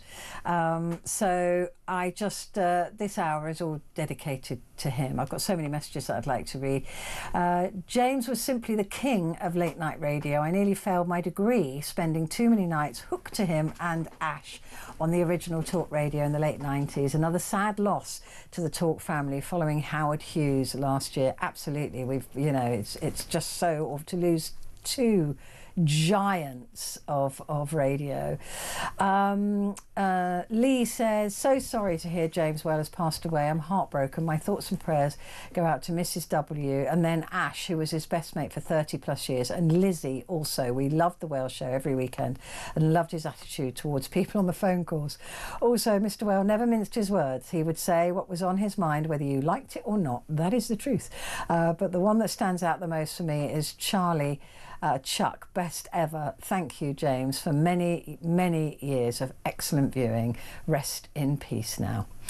Talk. Once upon a time, a small boy, too long awake, with a radio under his pillow, tuned to the dial, heard voices and listened so long ago. A good night, James. And that's from Dave. James Whale was larger than life character. He loved talking to his listeners and viewers on his shows for 50 years. And I met James Whale at Amber Girls' hosiery Christmas party. Oh, really? In 1987, he was a good friend of my ex-boss and my good friend, and I listened to his radio shows on a Friday night and I watched his late night shows at Yorkshire TV next door to Radio Air. How fitting it is, Michael, this is saying, how fitting it is for a late night tribute for James Whale, king of the late night phone-ins, indeed the man who started it all. I used to love listening to his shows over the years. We lost two giants on Talk Radio recently, James Whale and Howard Hughes. Late night radio will never be the same. Best wishes, Mitch. And that is also true. It'll never be the same. Let's go to the calls now. And Paul is in Redditch. Morning, Paul. Morning, Petrie. So, James, you used to listen to him? Yeah. Oh, God. I can just say, first of all, thank you, Petrie, for giving me this chance to get this out, because I've been wanting to say it all day, really, just watching the coverage since Russell Quirk announced it this afternoon. And I'd never, it's going to sound serious, because I never met James at all, never had any encounters with him, but I burst into tears, and I've never done that to anyone. But it reminded me of when I first heard him, and it was, I'll never forget it. I was in Wales on a school camping trip, having the worst time ever, missing home, just missing, you know, the comforts of home, missing mum and dad, and I just had a little Walkman on me, and all I remember was just, I couldn't get any reception to anything really, except one station, which was the old Talk Radio, and there was this guy just yelling at callers and just getting angry, and I thought, this is great. This isn't like music radio. This isn't playing love songs for Mark, who's in love with Sue or something. Yeah. This is something different. And yeah, and then I kind of dipped out for a while, but then when Talk Radio launched in this version of Talk Radio and then subsequently Talk TV, I found him all over again. And Saturday nights was so special to me, because I would literally just be, no matter what was going on, it didn't matter, because I know I had Saturday nights with James Whale, and I remember just getting out of work, being home for 7 p.m, getting fish and chips on the way, and I'd even as well, I'd listen to the Whaley Rap, which is a song he did back in the day, and I'd listen to that in the car, just singing along to it, and that sort of set the day for the rest of James Whale on Saturdays. Do you know how much he would love that? He would love everything that you've just said, because that's the whole point of being a radio host, or at least I think it is the friendships that you genuinely have, because radio is a one-on-one sport, right? Television is people all sit down together and watch television. People don't tend to sit down together and listen to radio. It becomes very personal. And what you've described is that he became your friend. It's a personal relationship you have with people on radio. Yeah, definitely. Radio, I've always been a bigger fan of radio more than television. Me too. It's so intimate, isn't it? And so, I don't know, there's just something about it. And again, I never met him, but I just felt like I know him, and that's the point. That's what he would have wanted more than anything. That is the best legacy anyone who works in radio could ever have. You know, I feel the same with you as well, Petrie. Like with all of you, to be honest, at Talk, you know, you're all you're almost like you're the voice that we sometimes don't have, like particularly right now in this crazy world. Yeah. And James was there through everything, through COVID, Brexit. Absolutely. Yeah. The one thing I want to say quickly before I let you go is the one I remember the most was when he was having a go at some guy, and this is when James was a Remainer, and he had a real go at this guy for voting Brexit. He was an MEP or something, or an MP, and he was a Brexiteer, and James just called him an idiot and hung up the phone. It was the shortest interview ever. I love that. And he would absolutely love that whole description of your relationship with him. It's the legacy that we all hope for, right, as radio people, and just to know that you had that relationship with him and it took you right back to those days is the perfect memoriam to him. It really is. Paul, thank you. Thank you. I'll speak to you soon. Right, call again soon. Bye. Take care. Robert is in Hertfordshire. Hello, Robert. Hi, Petrie. Yeah, I've spoken to James many times in the past over the years. Even going back 30, 40 years ago, when I was coming back from the pub with the lads, roll up a jazz cigarette and sit there looking at the telly and cracking up, you know. Yeah. He was... well, he was a maverick, wasn't he? There were no rules with him. If there were, he said he certainly didn't read them, right? He didn't. Avant-garde. I think avant-garde. I mean, it wasn't even that. He was controversial, but I think there was a soft side to him. But the last two times I spoke to him, Ash was there, and it was only a couple of months ago. I got him at his worst and I got him at his best. And the funny one, we all ended up in hysterics, was he had a feminist on his show. Hello? Hello, I'm listening, yeah. Oh, sorry. He had a feminist on his show. And when she went, we started talking about wolf whistling, because I was a projects manager and now it's banned now. And there was me, Ash and James all practicing our wolf whistling. Well, so we ended up in hysterics. It was really funny. Yeah. The last time I spoke to him, it was at his big grumpy. He was coming in for the odd half an hour. And I don't think he was very well that day. Yeah, when you're waiting to go on, he'd already bumped 3 people off. Now, the thing is, talking to James, you've got to be ready to speak. You've got to be, when they put you through, you've got to be ready to speak. Yeah, otherwise you're gone. If he was in one of those moods. So the 3 people in front of me, he bumped the 3 of them, bumped them off. So when it came to my go, I said, hello, James, how are you? I said, I've got to say, in all the times I've spoke to you, you've never bumped me off. He said, is that right? I said, yeah. So he bumped me off. Yeah, of course he did. Of course he did, Robert. Good to talk to you. Thank you very much indeed. There's another legend of broadcasting in the studio now. Did you not pass him on your way in? It's Paul Ross. Very sad day, though, isn't it? I mean, a man with an amazing legacy and an absolute game changer. I mean, I remember watching the James Well radio show on telly back in the day when I was starting to work in late night telly, and he never forgot that. He said the best television of that kind, he used to call it Rip and Read, and he said it was basically radio with pictures.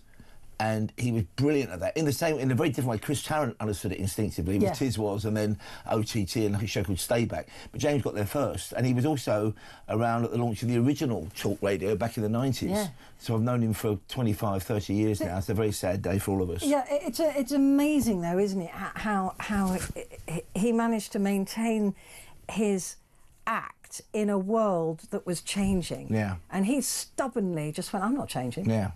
And people still went along with him. Yeah, and he's also which is very brave, actually. Well, I think he was one of the first people I heard who, we had people previously like Robin Day, and he's a very bright man politically across all the news and info stuff, but we had people who were tough on politicians. He was great because he was tough on the callers and the listeners, and that means he was never patronising. Yeah. And he could sometimes absolutely roast people, but actually they would keep listening. They'd come back for more, or they'd change their mind or whatever, or they'd row with him. Yeah. But it was something. I mean, he was never a shock jock, I didn't think, but he was much more like an American, like Howard Stern or somebody. Everything. He was always fascinated by everything. Loved anything new. Was always very caring. Would ask about. He remembers stuff about people's kids, and when I had my first daughters and that kind of thing. And he was also, let's not forget this, funny. Yeah. I mean, he was hysterical company and great to listen to on the radio. Him and Ash was just like the kind of Laurel and Hardy of radio. I know. What's Ash? Poor Ash. He's got a limb missing. I know, yeah. And again, it's that Midlands thing, isn't it? Again, which Tarrant had, something about it being... And again, he interviewed everybody. Yeah. We never made a big deal about it, but I remember listening to a show that would have been late 90s. He did like an hour and a half with Ozzy Osbourne, and it was hysterical. Wow. So, Amazing. What will you be talking? So you're on after me. Yeah, we're going to continue the tribute to James Whale, of course. Loads of people want to talk about him. And we're talking sport, and we're doing our usual mixture of stuff. So we've been counting down all week to the anniversary tomorrow of the dropping of the first atomic bomb on Hiroshima. Wow. So we've got an expert on talking about that, who's written a fascinating book about it. And we've also got a couple of great football books, including the one goal that saved Sir Alex Ferguson's career in 1991. He was going to get the sack. He'd been there 3 years at Man United, won nothing, deemed to be a failure. One goal changed all that and left him his amazing legacy. So we're talking a bit of football, bit of Hiroshima. That's a weird mix, isn't it? And we're also talking technology news with Mr. Phil Dave of your parish as well, of course. Some great stuff about how basically it's all about child safety around the news of technology. So we're talking about that on the show as well. Oh, fantastic! And a big tribute to James Whale. A big tribute. The Moby Dick of radio. Yeah. In a good way. The Great White Whale. The Great White Whale, thank you. I'll stick with that one. Paul Ross, thank you very much indeed. And in your sparkling new studio. Yeah, first night tonight, I know. So I'm going to go off and make sure the microphones work. Have you had a shower and cleaned yourself up a bit? Well, thankfully, for everybody, we're not in vision. Oh. So the equipment's all there and stuff, but I've got to go and put 10p in the meter. Yeah, you've got to go and pay for that. Management's like it. They won't pay for it. Yeah, I know. Keep the power going. Great to see you again, Petrie, and Josh as well. Lovely to see you. Thank you, Paul. See you, Paul. You can sneak. You need to go, don't you? So you can sneak out if you want. He's got to go back to his studio, which is just down the road. I thought you had an army of people do all this for you. I know. I don't. I do have an army, but they're lazy. This production team lazy. How could you say that?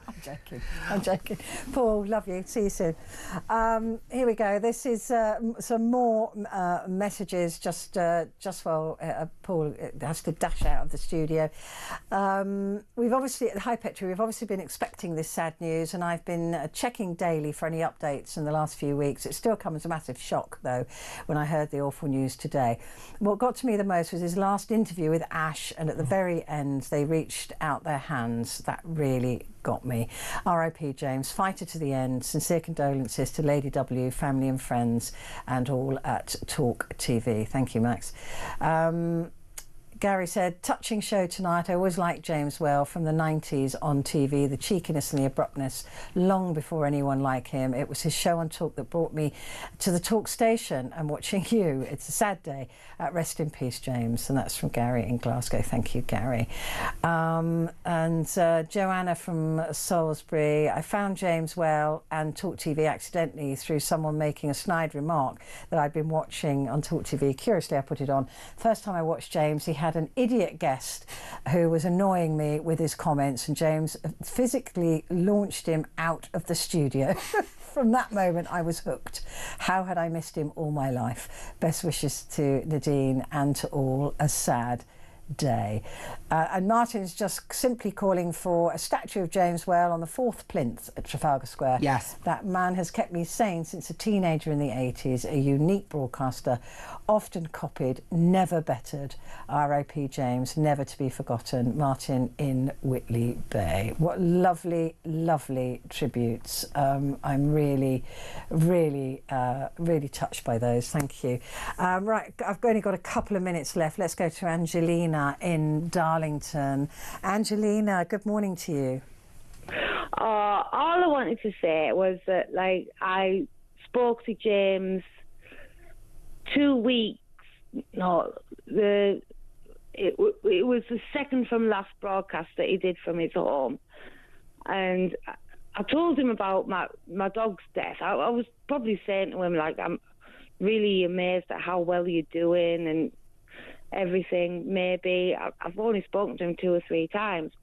I said, my English Bull Terrier was she died, and she was 21. I was like really missing her. I've still got another 2 dogs, and I've got another one who's still 21. He's a Yorkshire Terrier. Whoa. Yeah. I think we feed them too well. I'm coming round to your house. Oh yeah, I can give you a little bit of advice. But anyway, like I said to her at the time, look, you know, my mum's older than you, and what my mum said was, wait until the dog finds you. A dog will find you. If you've got a little bit of space, a little bit of room for another dog, it'll find you. And then you take it in. Don't rush out and get another one, even though you're used to having 3 dogs. I've got a British Bulldog and a Yorkshire Terrier left, and all the rest of it. Oh, James loved his dogs. Yeah, and that's what I admired about him, actually. I think I have this thing in my head where I think some people can be a little bit awkward, a little bit difficult to get on with, or maybe a little bit contentious, but with James Whale, the fact that he loved animals, and it goes with anybody in my society and where I live. If you love an animal, or you love animals and you want to take care of them, then I think they're all right. I do too. I don't trust people who don't like animals. No, I don't. And I'm going to a wedding. I'm going to a wedding in 2 days, and my new sister-in-law hates animals in the house or anywhere near her.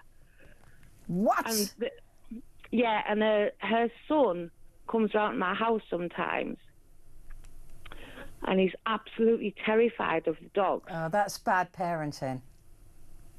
That's Do you really think bad. that? Yeah, that's teaching. You teach children to be scared of dogs. That's just stupid. Why would you do that? It's mean. Yeah, he's teaching. He's 5-year-old, and we actually got him to the point a few weeks ago, to the point where he was actually sit on the floor with a dog. Good. Well done, because that is just cruelty. That's cruel to the children, not letting them get on with dogs.